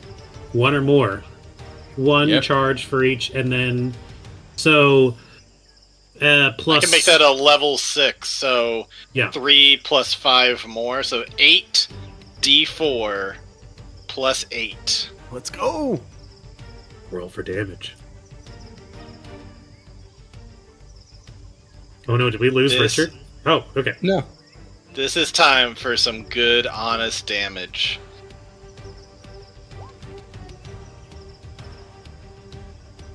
Richard, how do you want to do this? Yeah. So I imagine I'm picturing it like the noisy cricket. Like I pick up as like a tiny wand.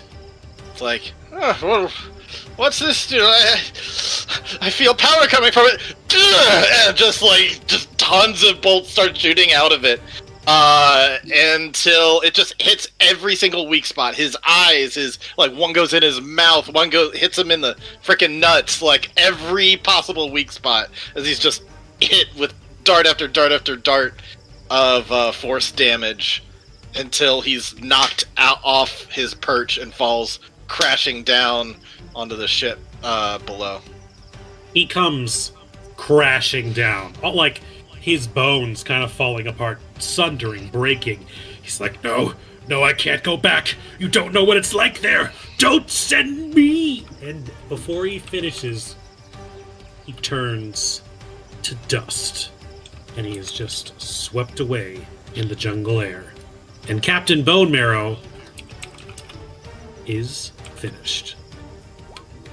And now I have your voice.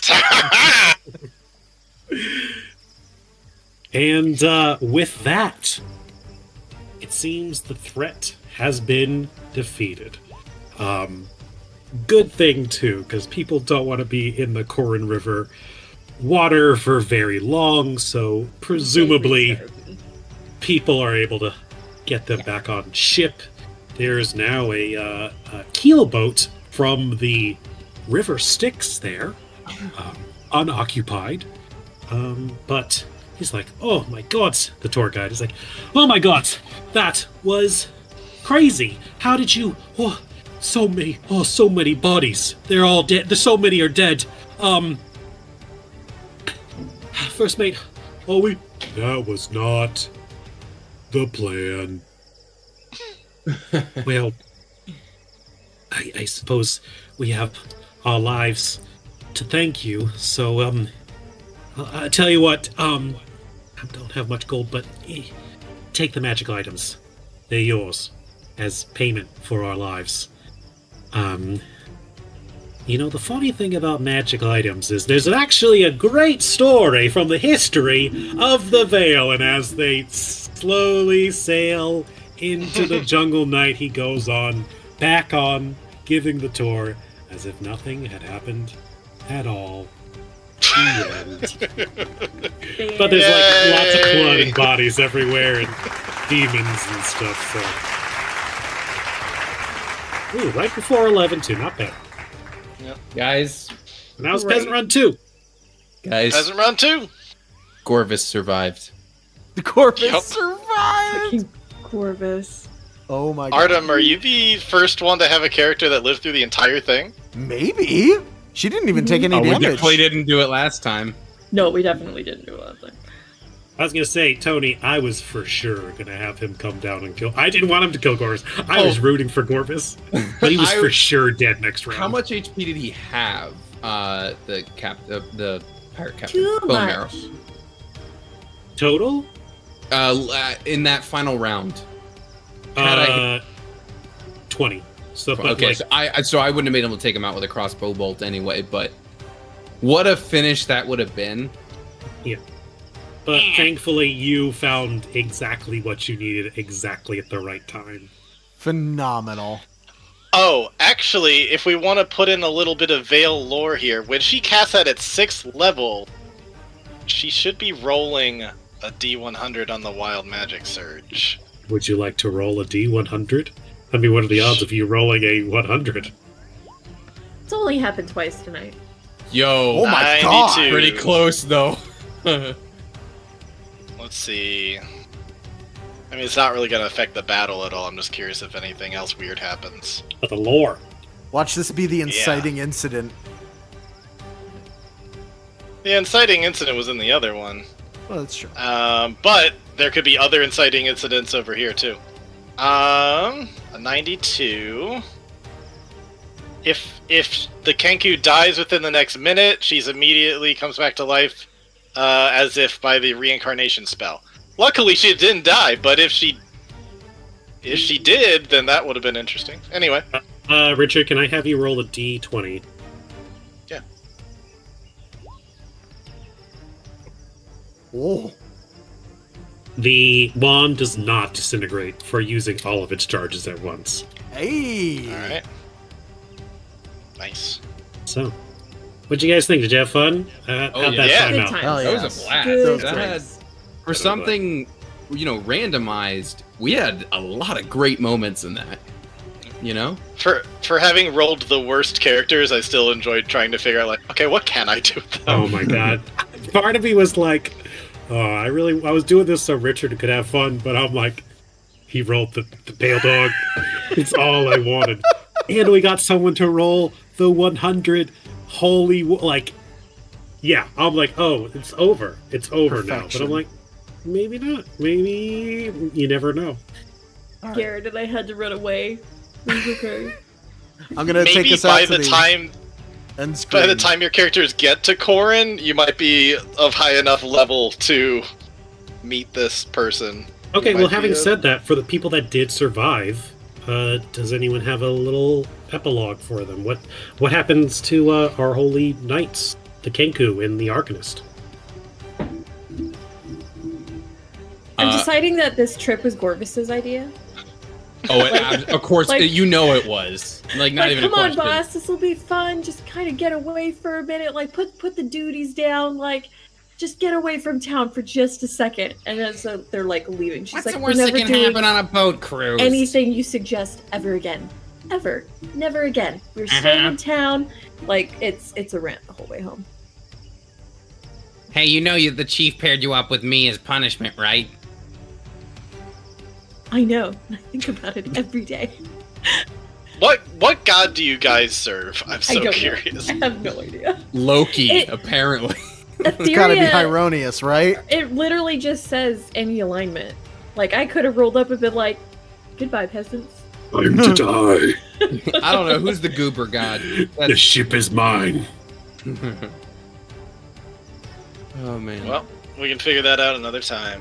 Oh, and I guess Perhaps here you you'll go. see them again someday. For the hold screen at the end too, in the epilogue, it's Gorvis is like, I did get this potion out of the whole ordeal. then he just takes a swig. Turns into More gas! Oh, I would say Kenku immediately starts looting the dead pirate guy. Did he just dissolve and nothing's left on him? I would say he probably dropped his famed ore staff, Okay, she's gonna take that. which, according to this, and if we look at the art for it, I don't know if people still have it open or not. There's already 2 staffs that you guys are trying to track down in the first mission of the other one. But yeah, I had a fun time picking out which bad guys I wanted you to go up against. But yeah, his ore is on fire.